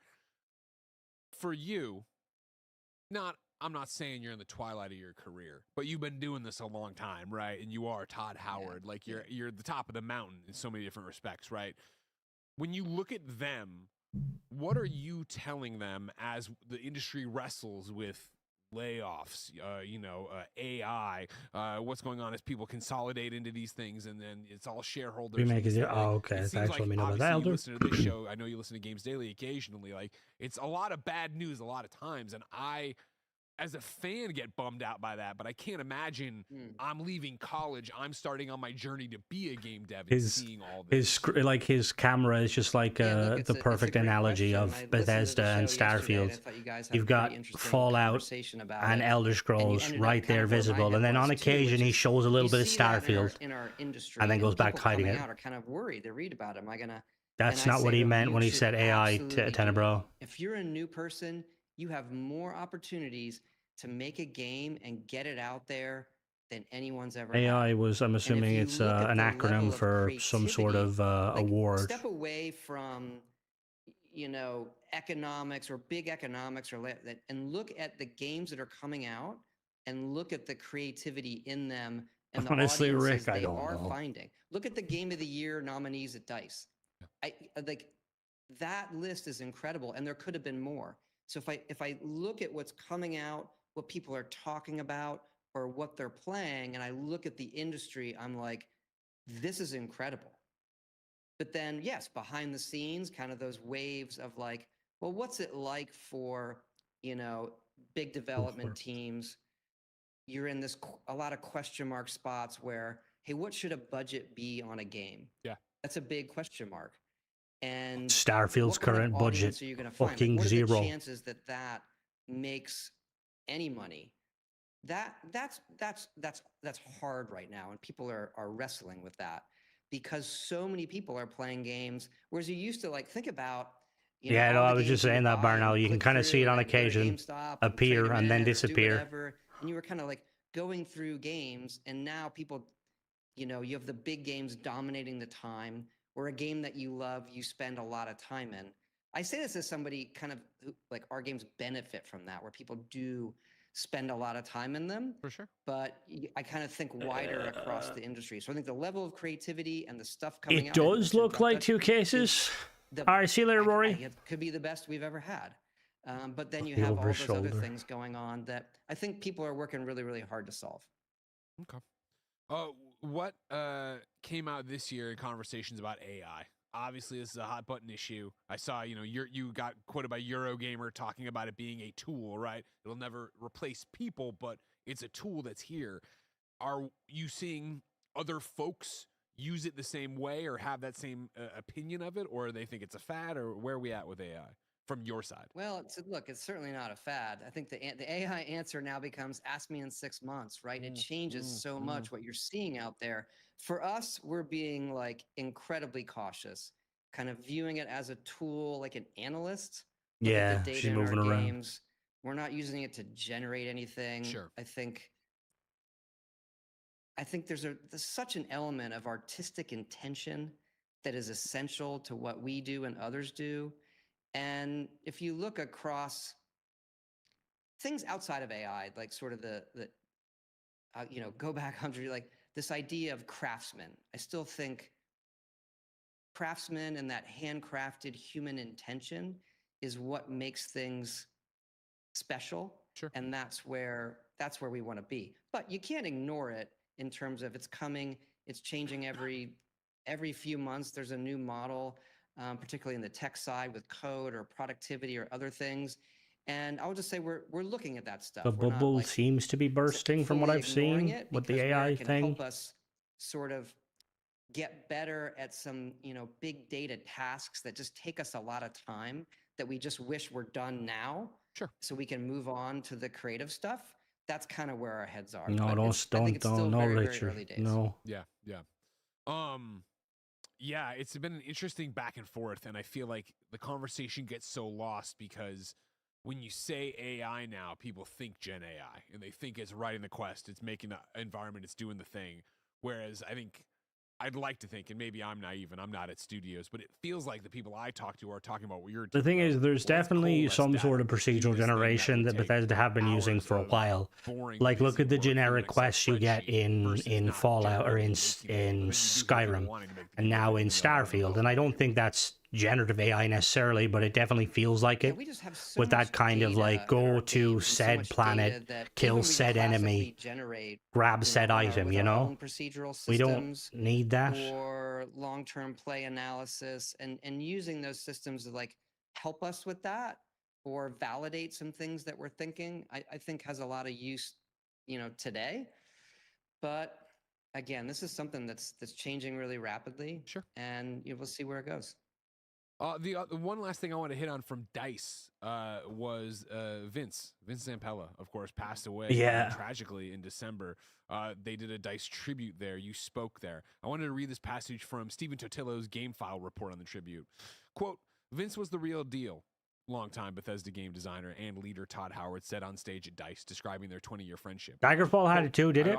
Yeah, so it's not like proper proper AI, obviously, generative AI, but it's very much a kind of a procedural generation. I wonder what's the difference between procedural generation. What is it to you that made him your friend and then made him so special in this industry? Because this was something that I've had geez, man, the blessing. It could, procedural generation and stuff with chips and stuff could work, but you need like handcrafted, I think. Like that's one of the biggest issues Starfield seems to have is the planets being procedurally generated, you know? Like there's not very much handcraftedness to it aside from the individual tiles, and even then. Made him so special. Yeah, thanks for asking. It's a tough subject. Of course.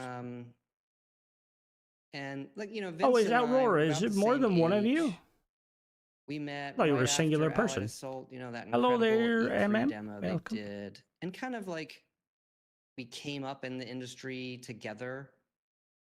And as the industry got like larger and more complex, like his ability to maneuver it and my own ability to maneuver it, and he was sort of, if you think about his career of like changing studios and publishers and being able to do the level of work with the level of change that he went through, and he was the same exact. That's what I told you. He's the same exact person. I said in the talk, I think they're going to put it online. It's like, Vince was the least full of shit person that you met.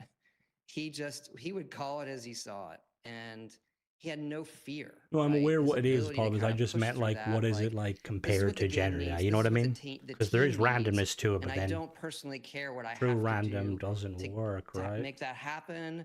Nope, didn't say care about what I that have to do Killzone. to protect it. One for released. I meant think of that fair. He Fair, was the fair. real deal. And I mean, if you've been to DICE, or most people listening would never been to DICE, but you would see Vince there. Like a lot of people would see Vince there, and he's such like people would gravitate toward him because he was the real deal, and just an incredible loss. For the industry, obviously the teams that he worked out at Respawn, his family, his friends. He was just. I don't think there'll be another Vince Zampella, both as a person or with that kind of record of topping themselves, given everything that's changing around them. It's just like impossibly hard. So yeah, he's a very, very, very special guy to many people. Thank you for sharing that. And again, I'm sorry for your loss.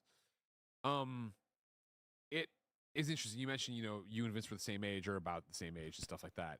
I feel like something that comes up a lot of times when I see you get interviewed and when I have a conversation with you on camera like this is the idea of where are you at in your career? Like I mentioned earlier, I'm not saying it's the twilight of your career, but you've been on the record as before. Like these games take a long time, so I don't know how many more I have in me. Like, How are you He's still already- viewing that right Has he now already in not 2026? confirmed this, that Fallout's going to be his last game? I think maybe 4 or 5 years ago, it was because of the pandemic, I would think about it like, hey, what's my plan? What am I going to do? And now I don't know. I just don't think about it. I got to be honest. I'm too excited about the games that You're like, I got that we games have to make. I coming. can't think about that. Yeah, I think about the studio and the people here, and I just love it. Like you sit down and, was at lunch today with a bunch of folks brainstorming about the new game that we're doing, and you leave that, and I get so excited. I just want to play this game. I just want to work on it with these people, and I love it. I have done it for a very long time. What is it? Over 3 decades now. But it doesn't feel that way, honestly. Why don't you want to work on And Starfield, Todd? I think it's the greatest form of entertainment, creative kind of avenue mixed with technology. I love both of those things. And I just love working with people here, want to play these games and do it as long as I can. Yeah, I agree, Doc. Excellent answer. I would like to see some Todd, I know stuff we're from almost that. out of time with you. Are you ready for some super chat speed questions? They've been coming in. Sure, absolutely. Clear your I mind. Get appreciate out of everybody it. tuning in. Oh, no problem. Resolute has the most important one. Does Todd want to join my college football 26 dynasty? Maybe. Put me down as a Here's the strong thing. maybe. I don't know. My time is, I just want to jump in. I don't even play the ultimate team. I don't want to manage a team. Sure. I don't do the recruiting. I just get in and grind just head-to-head ranked. So. Fair. Okay. I feel like I might disappoint them. That's all. Come That's stream. I want to stream of you just fucking beating the doors off people in college football.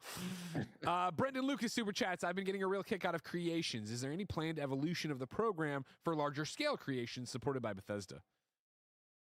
Yeah, we've done a little bit of that. If you've seen some of the Kingath creations and other ones, and like I said, we have a ways to go there. There's some wacky rules with storage and other things that we're working with the platforms on, kind of solving. It's great on the PC where we can do that, but we are in a world where when we do those things to support, we really want to have them on all the platforms at once. Yeah. Parker JG says, Todd, big fan of yours and Bethesda Game Studios.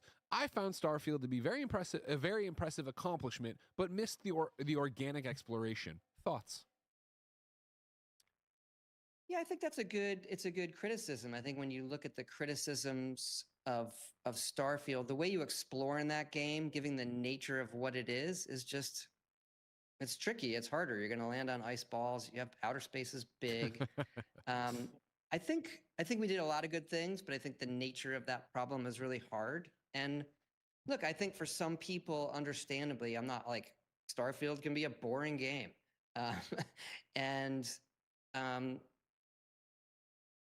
We have some things in the new update, I will say, that make that procedural sort of what you're getting better, but I don't think it changes the nature of the exploration per se. Okay, fair enough. That's not a... Bander SN says, hey, Todd, loved the Great Circle. Girlfriend named our puppy Indy after playing it together. Oh, fuck off. That's just a win. Yeah, I adore that game. That was definitely something that had been in my head for a long time. I don't want to hear about Indiana Jones. I know it did well, but was I don't... incredible working with Troy Baker. No. Your little back and forth with Troy at DICE was my highlight. You don't want to talk about that? Troy is a persona non grata here and right now. All right, after everything he's pulled. Troy, I think people know Troy's work, but they actually don't know how good Troy is. When you work with Troy, he commits unlike anyone I've ever worked with in that area, and he's bar none the best at it. I will work with him every single time. He's the best. But in the fight him and I are having, you're on my side, yeah? Let's just say for this brief moment. You calling him? Why do I think that I'm going to be on your stupid show right now? Because Troy, I'm interviewing Todd Howard, and he's on my side. I wanted you to know he's on my side. Okay. I said for a few seconds, Troy. Todd Howard, a guy who made your career. God, that name sounds familiar. Hold on. Did he do? Hold on. He did. He's in games. Yeah. Oh, Todd. Yeah. I take back everything I said. Yeah, see, there it is. Now you pissed off Todd even more. Bye, Troy. Nice try. I'm replacing you in Indiana Jones. No, Ben Starr. Ben Starr is going to replace you in Indiana Jones too. Now, bye. Oh, God. You know, and you have to put up with that all the time. It's not fair. It's not fair. It has to be like this. I'm trying to get you one. Okay, last one. Here's a good one. You ready, Todd? Final one, then you can go home, okay? That's it. Sassy Lassie says, when is the Elder Scrolls 6 coming out? Oh, for fuck's sake. Remember, she paid to ask this question. Don't disappoint your fans. Not this week. Todd Howard, thank you so much for making the time to join us. One day it'll be here. One day it'll be here. Take all the time you want. We want it to be as good as possible. I don't think people want to hear that. Ah, Jesus! Now Troy's calling back. Hold on. I'm trying to outro the show, Troy. Oh, well, I'm a great outro. Okay, so you got to thank Todd. Remind everybody to subscribe, like, and share, and do. And then you say, until next time, it's been our pleasure to serve you. Okay, so first of all, Todd Howard is one of the best people working in this business. That is absolute. Everyone knows this. Make sure you like and subscribe. Thank you for being a part of Like a Chair. And whatever the last part was, I don't really take line reads. You know what I mean? I kind of like make it organic into my own thing. It's fair enough, Troy. You've earned it. You can do whatever you want. Thank you for calling back. We love you. Bye. All right, bye. Todd, thank you so much for hanging out with us today. Go make some of these games. Finish some of these games, all right? And keep listening. I always do, you know. Thank you. Great seeing you, man. Pleasure seeing you. Sorry we didn't catch up at Dice. I think this was better. This was better. I appreciate. Yeah, I'll dodge the coffee dates forever if it gets me content. I appreciate that. Everybody, thank you for watching, listening. Remember, of course, youtube.com/kindafunnygames. Like, subscribe, share. Podcast services around the globe. Twitch all the time. Get your patreon.com.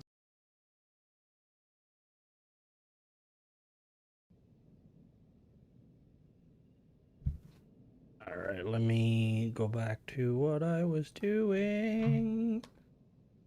Oh, my dear Lord, I kind of wish I didn't watch that, because that's just depressed me a little bit.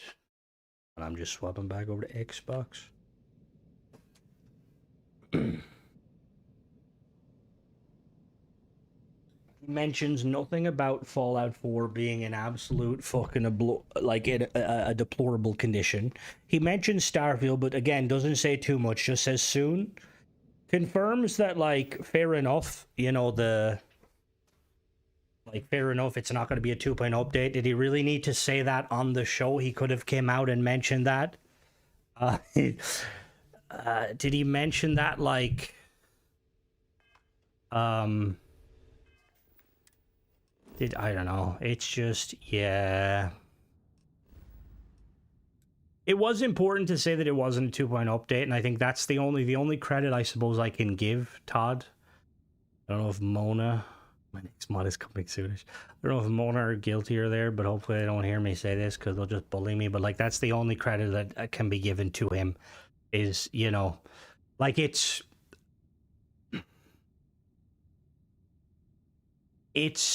ironic. You missed on one super chat about Starfield. Was that the question about the creation program?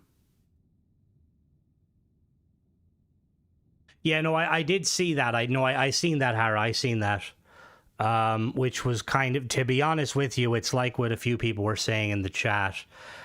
Even, like, see, I don't want to look between the lines because I don't want to be that person that sees things that aren't really there. But, like, even in, like, his response to that question, it was so... It looked like it hit him, like, you know, like as if he wasn't prepared for it, which worries me. Because, like, when he said the stuff about Starfield at the very start, right, it was very clear that was rehearsed, you know, whatever. But when he was asked about that, it just, yeah...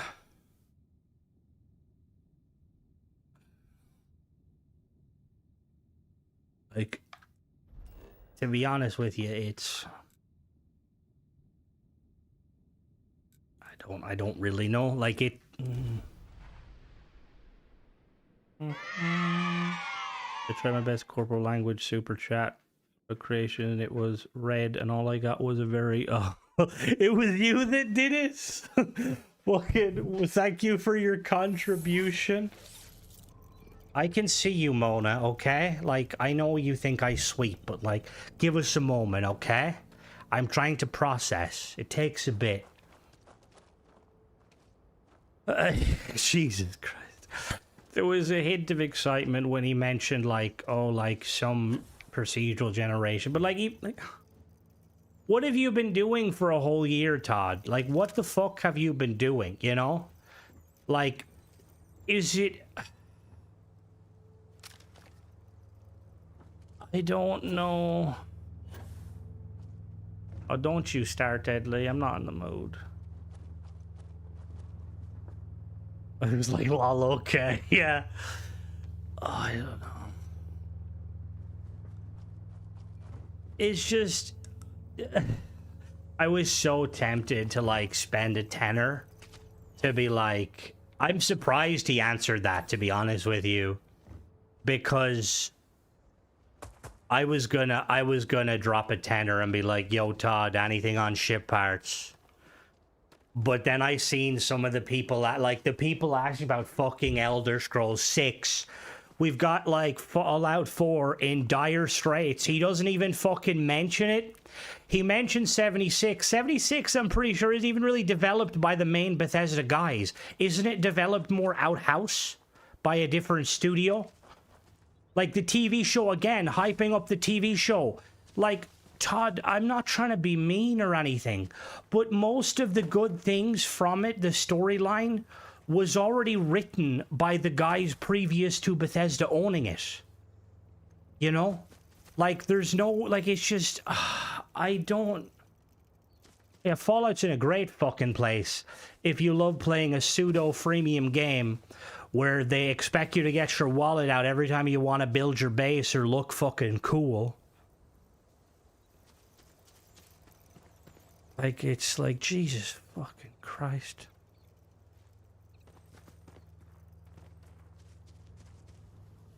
That's what I mean. It's like...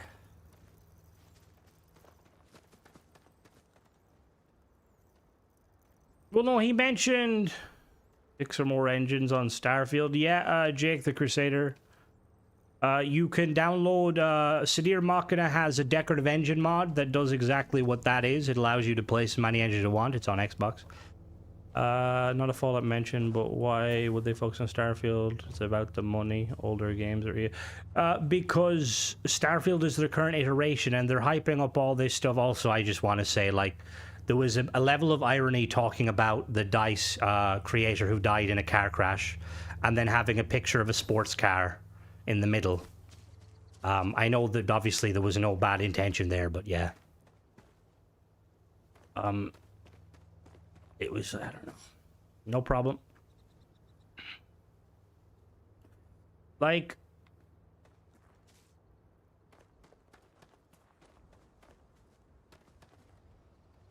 So I only get pummeled in boyfriend shit. Won't talk. When did they hype? Todd acts like Starfield gives him depression. He did look like there was depression there, to be honest with you. Like when that question hit him, he looked like he wasn't ready for it. And I guarantee you there's probably something behind the scenes now where he's not happy with that question. That caught him off guard. But...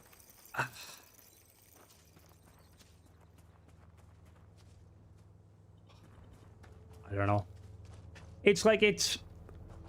Look. At the end of the day, right? You gotta look after everything equally. Bethesda should be looking after everything. When he was asked about the procedural generation of Starfield, the question that was the super chat question, he kind of responded, and again, I may just be looking too deeply into it, but he had to kind of fumble himself. He didn't really have an answer.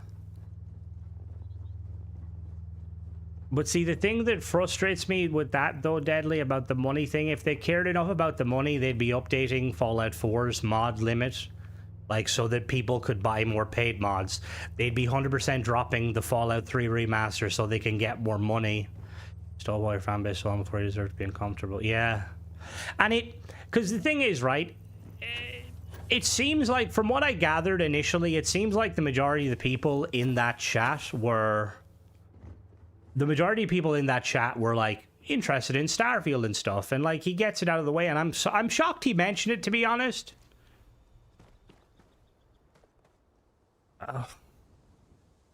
Well, they're all gonna say that, you know, Trifocal. They're all gonna be like, oh, I use this, I use that. Like, he basically admitted he doesn't use Discord, which is funny, because I don't think anyone at Bethesda uses Discord. Even their community manager, like, barely uses fucking Discord.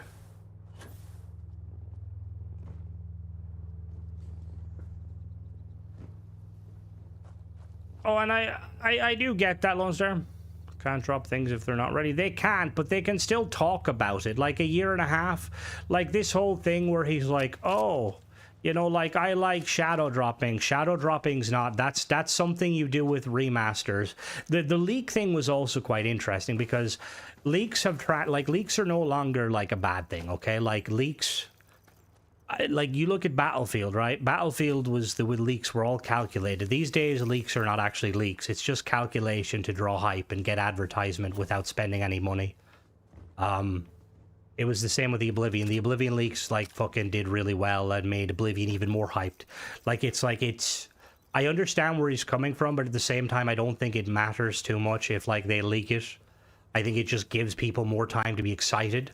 Not to mention, like, as a gamer, like, he himself should be, like, I don't know, like, the idea of, like, dropping a game, like, bang in the middle. I can't remember when Oblivion Remaster came out, but, like, I'm guessing it didn't come out on a Saturday or, like, a Sunday or even, like, a Friday evening. It probably came out midweek, which, like, that's not really fair to, like, the fans, you know, people who are working and stuff. Like, that's why, you've got companies like Rockstar and Halo, and like, most developers will give you a fucking release date. So, you know, you can prepare yourself. Like, oh, you know, GTA is going to be coming out on the 10th of September. Like, that's sick. I'm gonna, you know, book a couple of days off work, you know, kind of book the sickness, so I can enjoy it. But, you know, doing this shadow drop again, it's like, I don't mind shadow dropping a trailer and then, like, coming soon. The other thing with shadow dropping is it doesn't give people enough time to kind of formulate stuff, you know, prepare, like, true interviews and, you know, like, reviews, because it's like the Oblivion thing, right? Everyone was fucking hyped about Oblivion. Like, Oblivion's so amazing. It's so good. Look now, no one's really talking about Oblivion, but there's some glaring issue with Oblivion. Again, I haven't looked too deeply into it because I played Oblivion. I got my enjoyment out of it and moved on. But the performance issues are atrocious, you know? Like, that's what I feel like. And I hope that that's not why Bethesda is doing... No, guilty, none. I hope that's not why Bethesda is doing the shadow drop, so they can kind of sidestep some of the genuine criticism. And sometimes I'm buying exactly. And, like, shadow dropping can also, like, I think the only time shadow dropping really works ultimately if it's a free-to-play game, because everyone can jump in. Like, I know the Game Pass, he mentioned the Game Pass hours. I'm gonna be honest with you, Todd. Game Pass hours mean fucking nothing, and you know that. You know that. You want people to buy your game, because even though you're owned by Microsoft, you still get some money from that, you know? Game Pass hours is fucking something completely different. It's on a Tuesday, yeah, exactly. Like, dropping it on a Tuesday, that's not fucking good enough. Like, it's like, come on. Like, is this what we expect? Like...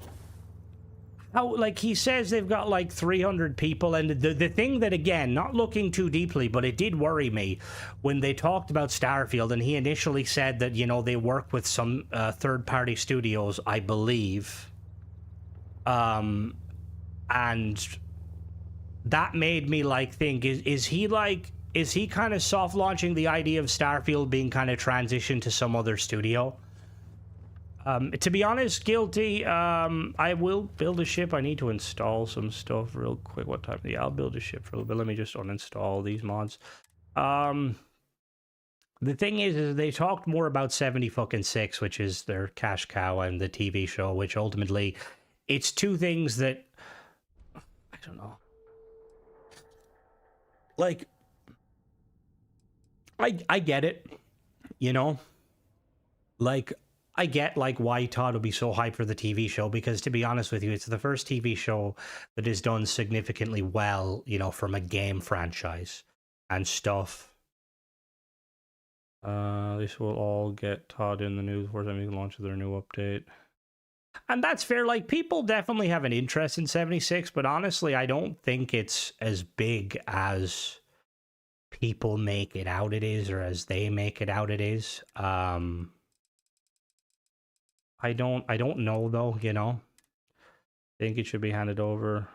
The best drop was Oblivion, not made by Bethesda. The TV show wasn't produced by, but well, that's the kind of, that's what I kind of find a little bit ironic. It's the same with like 76. Like 76 is like essentially, I'm going to update these real quick. 76 is, it's made part by Bethesda, but it's not. Part of the problem is Todd will only go on shows where the host is his friend and he knows they won't ask tough questions because they're afraid of him ghosting them. And that's always going to be, that's why like these big creators, these, you know, well, I don't want to say big creators because I feel like some of them have like, they'll take a jab in the dark and hope they can get something usable, and then, you know, Bethesda will push inside. Most developers will, you know, like if you go outside of the box asking questions, like it's like with like look at, I mean, there's, again, we've talked about Instance 4. He did have all the questions, Guilty, but there was one question that caught him off guard, was when somebody did a super chat, and it was like, yeah, it's, you know what also like fucking irritated the shit out of me? And I'm sorry, I'm gonna probably get really fucking petty here. And like, I don't mean to get petty at all. But I'm gonna fucking do it because I'm pissed off. I know when I say this, there'll probably be a certain Discord that will probably talk shit about me again. Where is my... But I was like looking up, right? So... The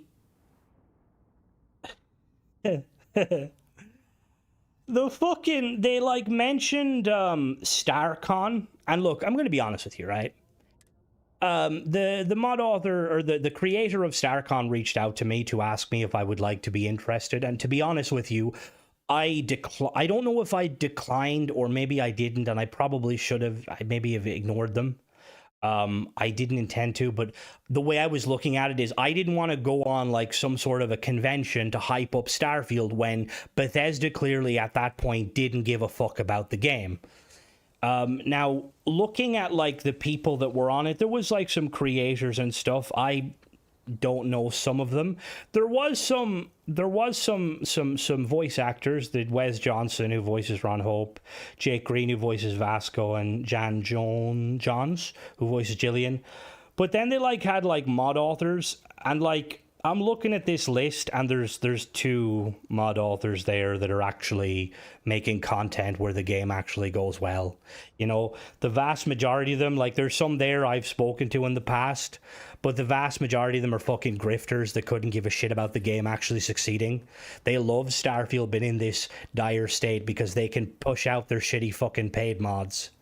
And like, it infuriates me that they gave like credit that not only did that show give credit to them, you know, it again just highlights that like it's the same fucking shit with Bethesda showing, like clearly showing verified creators, but only some verified creators. And from what I've gathered, only the fucking I to be fair, I think there was, hold on now, there was a few, obviously there was some there. There was some there that obviously, yeah, I want to clarify, I'm not shitting on everybody, but it's just frustrating. Like, for Todd to like basically like talk about the creation program and like say this, that, and the other and all this, when it's like the game's like bleeding, like the ship is sinking, and the mod authors, there's some mod authors out there paid and free trying to patch the ship, and then there's other fucking cunts like ripping pieces of the ship apart and fucking to try and sell it off to make as much of a profit they fucking can. Like, it's just like, it's frustrating, beyond frustrating. You know, like Starfield is fucking dying, and Bethesda won't even fucking put the bullet in the fucking brain pan at this point. You know. Now I will say, while I definitely have my issues with certain communities and stuff, Gary, like whoa, Gary's not fucking slow. Look at how fast he moves. Most bizarre unveil. It has been, and I don't. We're going to hand over. They weren't going to say it, but like it's just when they start talking about Starfield, for them to mention that there's like there's other teams they work alongside, and obviously you could definitely take that. I'm not sure trifocal, but apparently it's large. It's larger than the initial like 30% I thought. Very large. I've heard rumors that creators get very little of it, so Bethesda are making more money than creators. Which even more highlights and infuriates me that Bethesda are doing nothing to protect the actual creators who make good content. They're like allowing the slop and the fucking shit show to just keep going and going and going. And it annoys me because why? Like, nobody seems to be saying shit. And what I mean by that is like, you look at this, you look at the Discord, people say nothing. People are happy to take their little paid mods that come out. And again, some of them are good, majority of them are average, some of them are fucking dog shit, you know? Like, I don't watch too many other channels, but the channels I tend to have seen and like tend to kind of fired shots at me are people who either blowing smoke up Bethesda's ass or just being fucking nuisances. Like Reddit, I go on Reddit sometimes, like on the main Reddit, on the low sodium Reddit, and it's basically just people building ships, and I'm like, well, at least people are enjoying the one aspect of Starfield. It isn't as bad as that, all I can say, though based on what we are making, I can't imagine paid mods in large back. Oh, well, that's what I mean. Like, it's not, I don't think, again, I don't know the ins and outs, and I wouldn't delve too closely into it because it's NDA and you don't want to get sued. I know nothing. I've never asked mod authors directly with stuff like that. I would never like put a mod author in a position. And it's just, yeah, anyway, let's build a ship, but it's just weird, like why we're running laps paint. Fuck it, I don't even think I painted that ace. Fuck you. Like, it's one thing to let other creators gut Starfield, but they're doing the same thing with Skyrim and Fallout. Like, again, there's some good creations on Fallout. There's not a whole lot because, again, it takes fucking time. I personally, I'm not a fan of Sister Citizen. Yeah. I don't really have anything. That's why I don't have anything to do with most YouTubers, because they either come along, try to use me. Sister Citizen, when I was blowing up, tried to basically slide into my chat thinking I would collaborate with her because I was doing better than her with Starfield. And then I just didn't because I have nothing to do with anyone. And then she basically tried to fire shots at me when I blocked her on my channel and stuff. I block anyone that, like, I don't really agree with because it's my channel. And I know I shouldn't be like saying this, but I feel like there's a lot of, and look, I'm going to be honest with you, like there's probably like, I realize that like my channel, a lot of channels, we contribute to Starfield, both good and bad. I try to be somewhat balanced, even though I am biased to it. However, it's like when you have the group of the paid modders out there, their little kind of gaggle of people that basically talk shit and don't really, oh, thank you very much. Let's be like, paid mods, it got issues, that's fine. Said true, free mod, wait. This issue's not, send it back. Anything I can help you with? But yeah, there's an equal number of kind of questionable creators on YouTube, but at the same time, there's only so far you can go with YouTube because ultimately YouTube is free, right? and we're like, no one is charging. I mean, I have a donation link and people donate, and I'm very grateful of the donation link. But ultimately, like with YouTube, it's free. You can think what you want, even if you're an asshole. And I always say that, like, even with like some things, I don't know. I guess I'm just getting too talky here because it just frustrates me. American Olympian, we can represent Starfield, but we didn't choose the direction it's going. I don't know.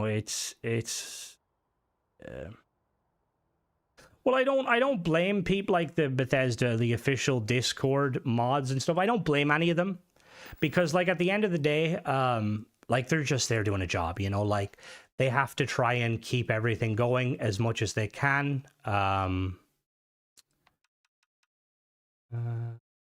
Sorry. Just enabling all this stuff, but like Bethesda, you're sending yourself at fucking light speed towards the sun, and you've basically jumped out of the spaceship and left the fans there, you know, like the fans at the front who can see the sun coming are the Starfield players, you know.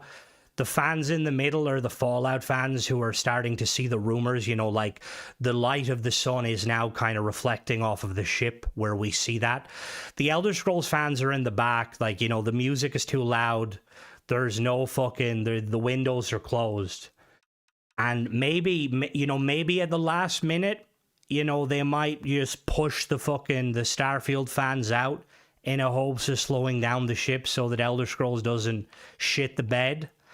And sadly, or it's not sadly, I suppose, I do think that Elder Scrolls 6 and Fallout 5 will probably do really well, but you can't wash off the disdain Bethesda have added to their reputation, you know? Where's the updates? Anytime, again, I don't frequent it an awful lot. I frequented it once or twice. Go those roasted. I don't know, Trifocal. Like, there was very little talk about, again, like, Bethesda said very little. When was peak Bethesda? I would like to think Skyrim to Fallout. I mean, even before then, you know. It's frustrating. Anything I can help you with? Okay, no problem. Like, there's so many, like, ways Bethesda could just, like, maybe jump in and be like, yo, guys, we're gonna sort stuff, you know? Like, no mention of anything, but Skyrim was good. I mean, I liked Fallout 4. It got criticisms, but, like, for the most part, Gothos. Sure. How about it? I think Gothos is busy doing Skyrim stuff, which, you know, at the end of the day, just do what you want to do, Gothos. It's, yeah.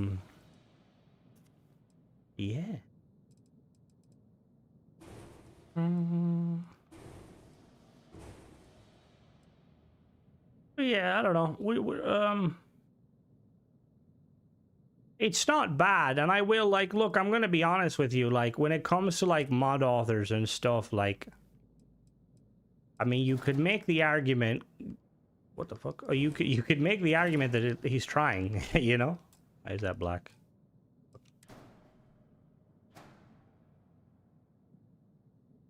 Oh, the first... Oh, I guarantee you Bethesda will probably give...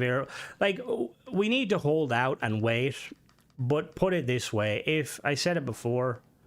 When the... You know, when the update comes for... Fucking get in there. Don't really need the flippable ones. When the update... I blocked her years ago. Just because I didn't appreciate kind of the way she moved. She'll probably get sent this and get angry, and I want to say I have nothing against her on a personal level, but I just, like, I don't watch, like, other creators. I very rarely watch other creators for those reasons, you know? Like, I don't want to... See you later, Tennessee. They asked to release about they advised for the 6. They didn't know it was for being broken. It was a good state, Starfield. sure. It's been good being here. We're suffering, but it's better to do it together. But yeah, yeah, that's the thing is, I will say, anyone starting YouTube, be very careful of who you know, pony up with. Much like with, I'm assuming, some mod authors. You know, there's a... Stand on your own 2 feet. Do not let anybody... do not let anybody tell you how to do your own shit.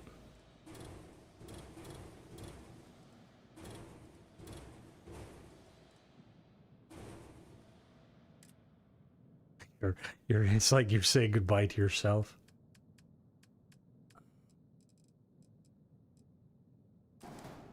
Well, maybe one day Bethesda will like at this point, like that, it just highlights the shit we're going through.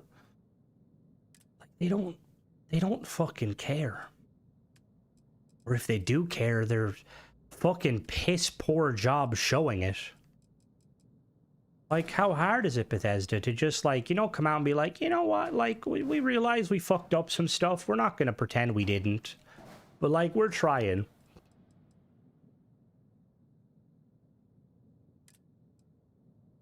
We're just working.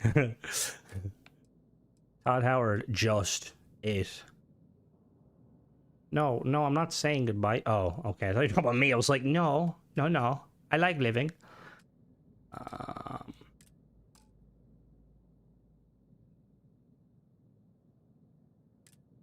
Cost $1 billion to be trying.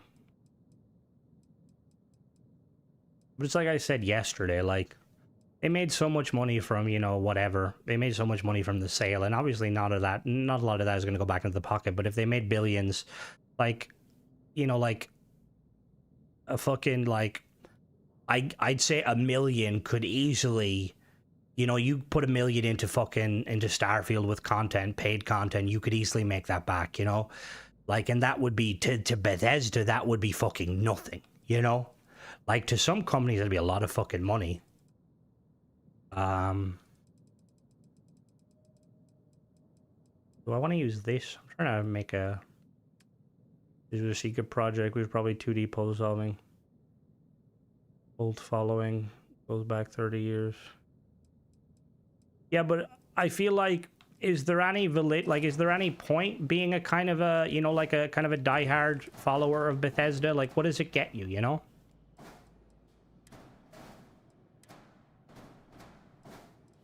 Like, it feels like it doesn't...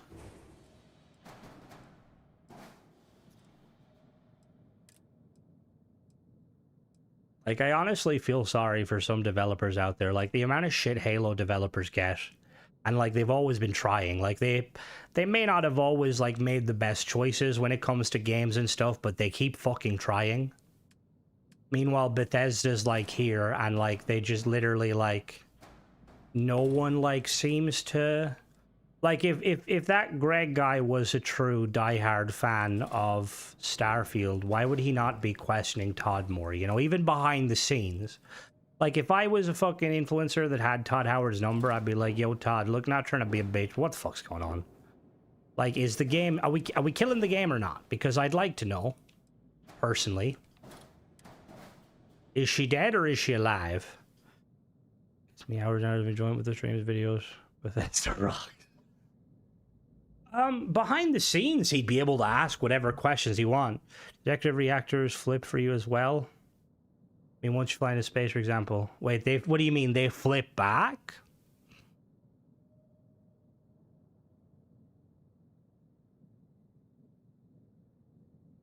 Oh, I will have to check that. And there's truth to that undying. But I guess ultimately, like, the way Mr. Howard and that seem to kind of, like, it, I don't know. Like, you should want your fans to play the game, you know, as much as possible, and, like, keep playing the game, you know? Like, that's kind of the fun of playing games. But it certainly feels like that's not the case. Where can I attach?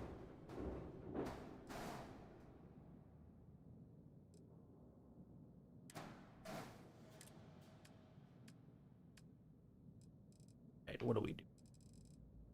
We need a nice bridge.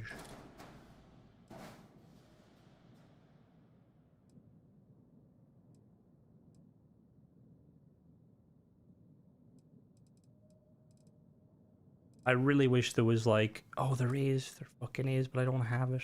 I'm gonna say there's like there's a mod that makes that more.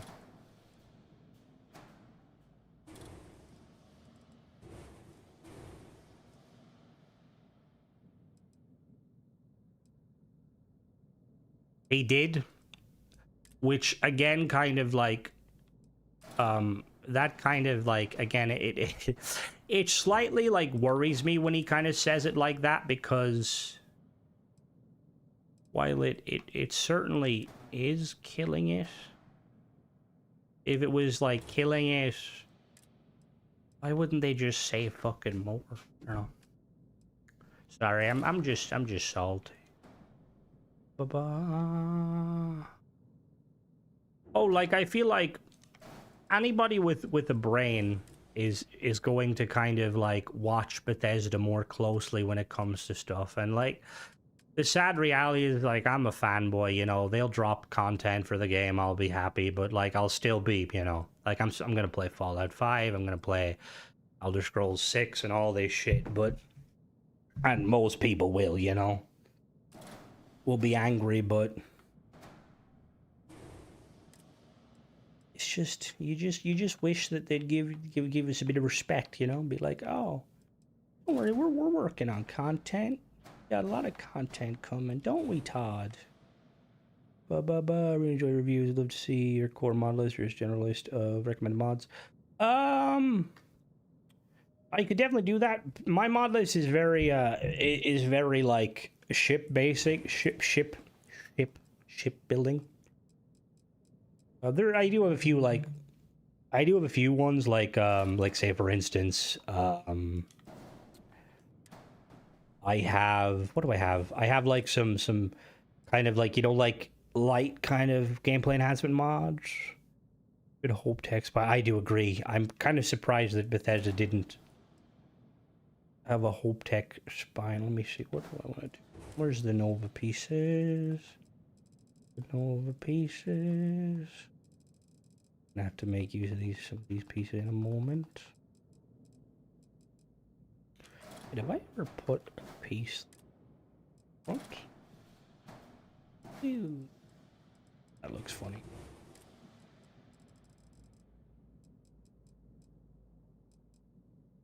The update will be good for those of us who like the game. Has to mean ship parts.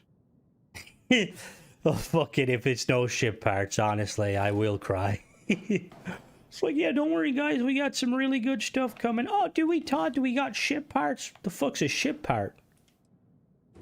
Oh, we got more like outpost habs. You guys like them, right? Like, god damn it, Todd. I'll take it, though.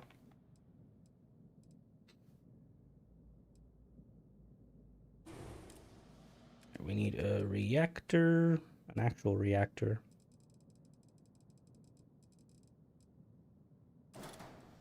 At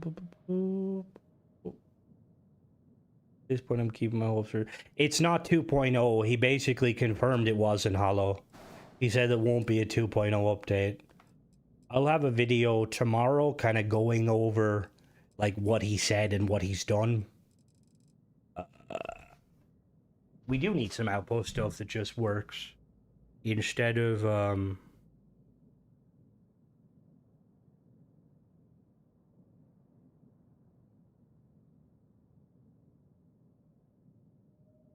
in there.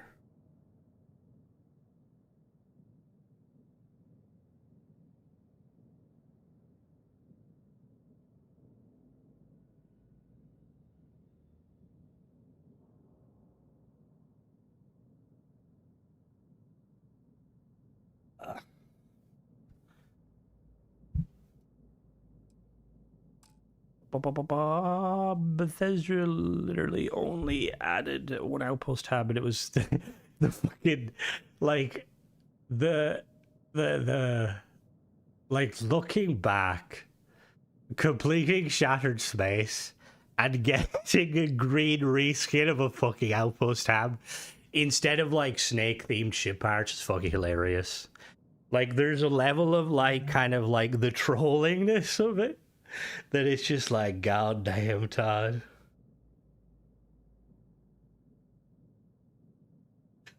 Like it's like, Jesus. Head bang on my desk. What did we do, Todd? We didn't love him enough. We didn't. We need to buy more Fallout 76 stuff. Honestly. Ooh, hold on now. We're working with something here. He never actually said it was a 2.0 update. The expectation. Yeah, that's what I mean. He basically just said it's not going to be 2.0. If you like Starfield, you're going to probably like the update. If you don't like Starfield, it's always boring, the update's not going to bring you back. Which, I'm going to be honest with you, Mona's like, sweep. I'm proud of you, Todd, for admitting that. And I wish you would have admitted that earlier, because it would have stemmed a lot of the hype. You've got people really hyping it. Like all the people that were like, oh, it's going to be No Man's Sky. It was never going to be that, you know? And I will say, at some point, I even started to believe it, because I'm like, it takes you a year to do this, Todd? Like, what's going on? Maybe it is, you know? But it's like, it's a little too late. Like, we know there's changes. Like, we know that, like, in Tim Lamb's video, we know there's big changes coming. You know what I mean?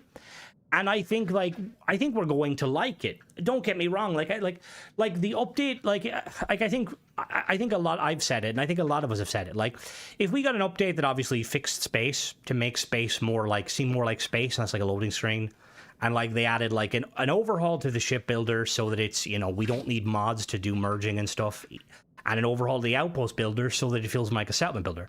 You know, they add those like changes to the game and then give us some new quests. I think we as fans will be happy, you know?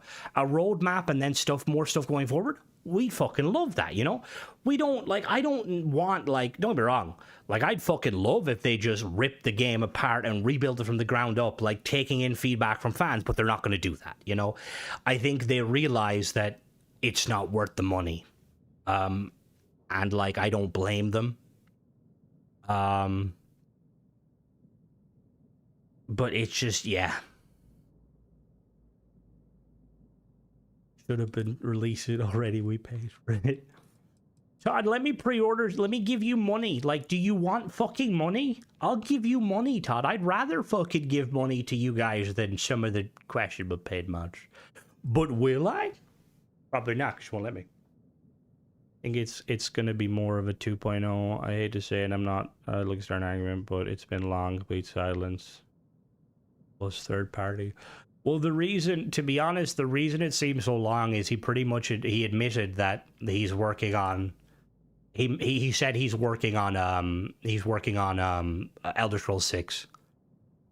Michael, if it came from Bethesda, and Bethesda said, like, and Todd Howard came on screen and said, I promise you that, like, this money will go towards funding more content for the game, and we got a little roadmap, I don't care. I'd pay like, at this point, and it's maybe there's a delusion in me, but, like, fuck it, I'll buy your fucking shitty plushies for, like, 30 quid, Todd, if it means the money goes towards making the game better. And by that, I mean more content. I want to think about how much I've dropped into stuff. So, I mean, a lot of people have... Yeah, I will say that, Paul. Like, you are hyping something. Yeah, damn right. I'll fucking buy Gothos mods. Maybe. Alright, we need an engine. We need an engine, and we need some wings. 9 copies of the fucking... No. Don't say that.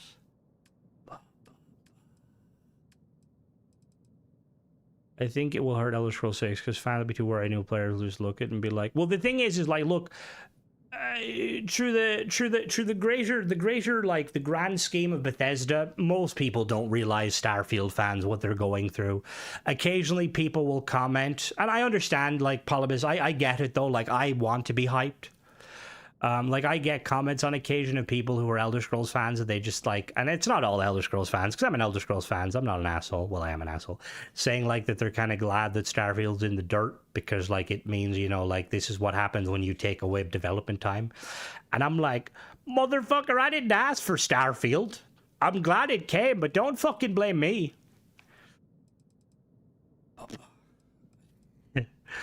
I bought 3 copies of fucking, it makes me painful look at the oh yes, it does. The concept art stuff, like, there's so much, we want Starfield on a planet. Oh wait, no. Yeah, Bethesda, we want some content. Give us some content. Will there be content? I don't fucking know. Probably.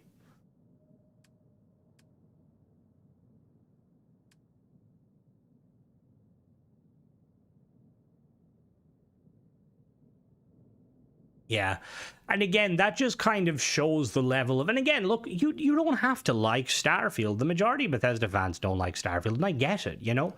There's very little there from the kind of Bethesda's repertoire. Like Todd himself said that 76 and Starfield were like, they try different approaches to things, and hopefully they learn certain things, like procedural generation on planets doesn't work. It doesn't work.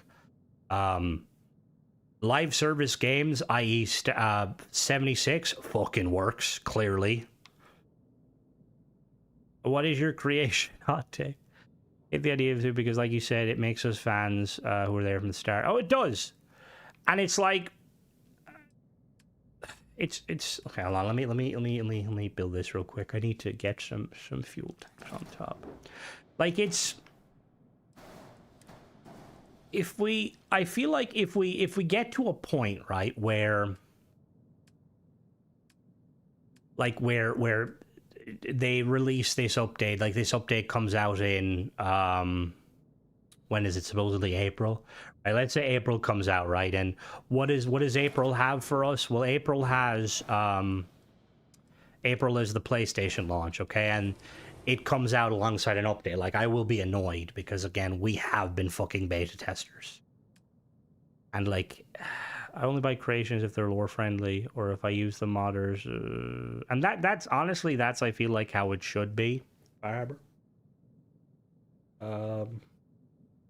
Like, I feel like, I don't know, I feel like,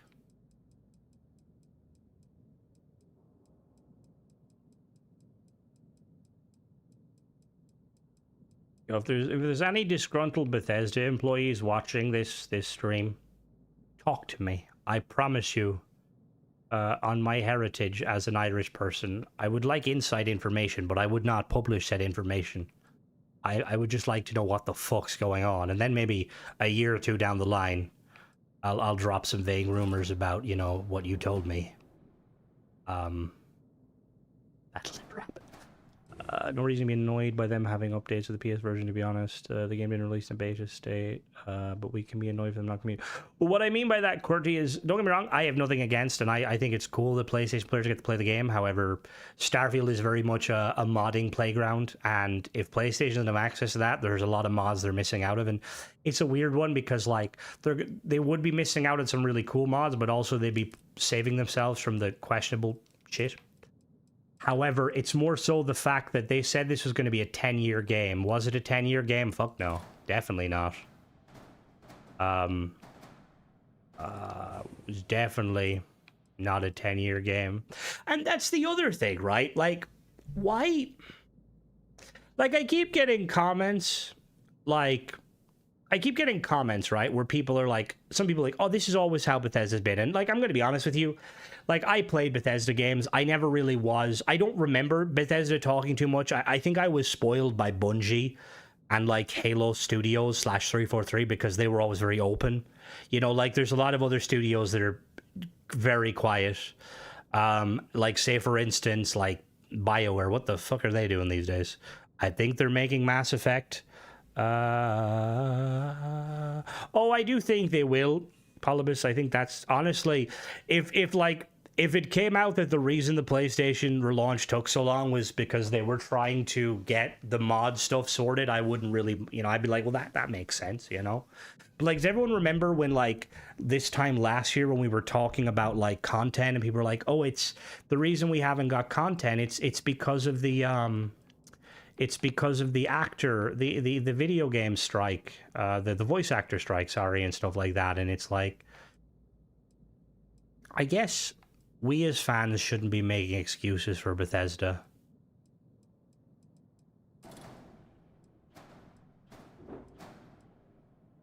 Was that not? Oh, there we go.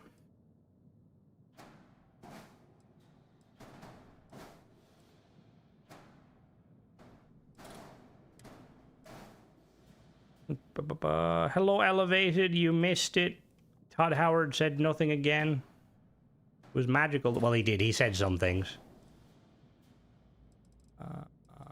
There was a voice actor strike, but again, like I mentioned like pretty early on with that whole voice actor strike that I don't think it's really relevant because Bethesda don't need voice actors to just put out ship parts and stuff.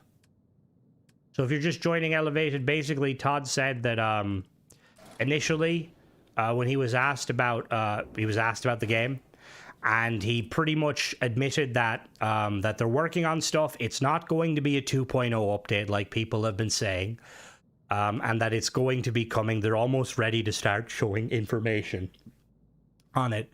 And then the only thing that, and then he just talked about the TV show and stuff, and he kind of mentioned stuff. But then a question was asked on the super chat about like the procedural generation and stuff. Oh, sorry. Before that, he also said that basically, if you like Starfield, you'll more than likely enjoy the update, and if you don't like Starfield, you probably won't enjoy the update.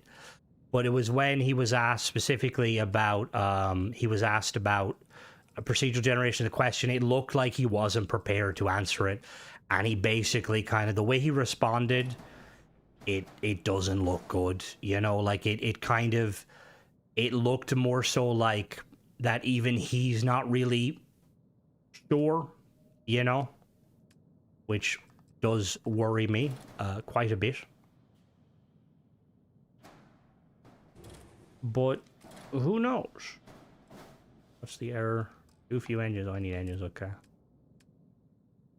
So, I mean, the good news is we may get content in the next couple of weeks. No, sorry. We'll probably get information the next couple of weeks. Maybe.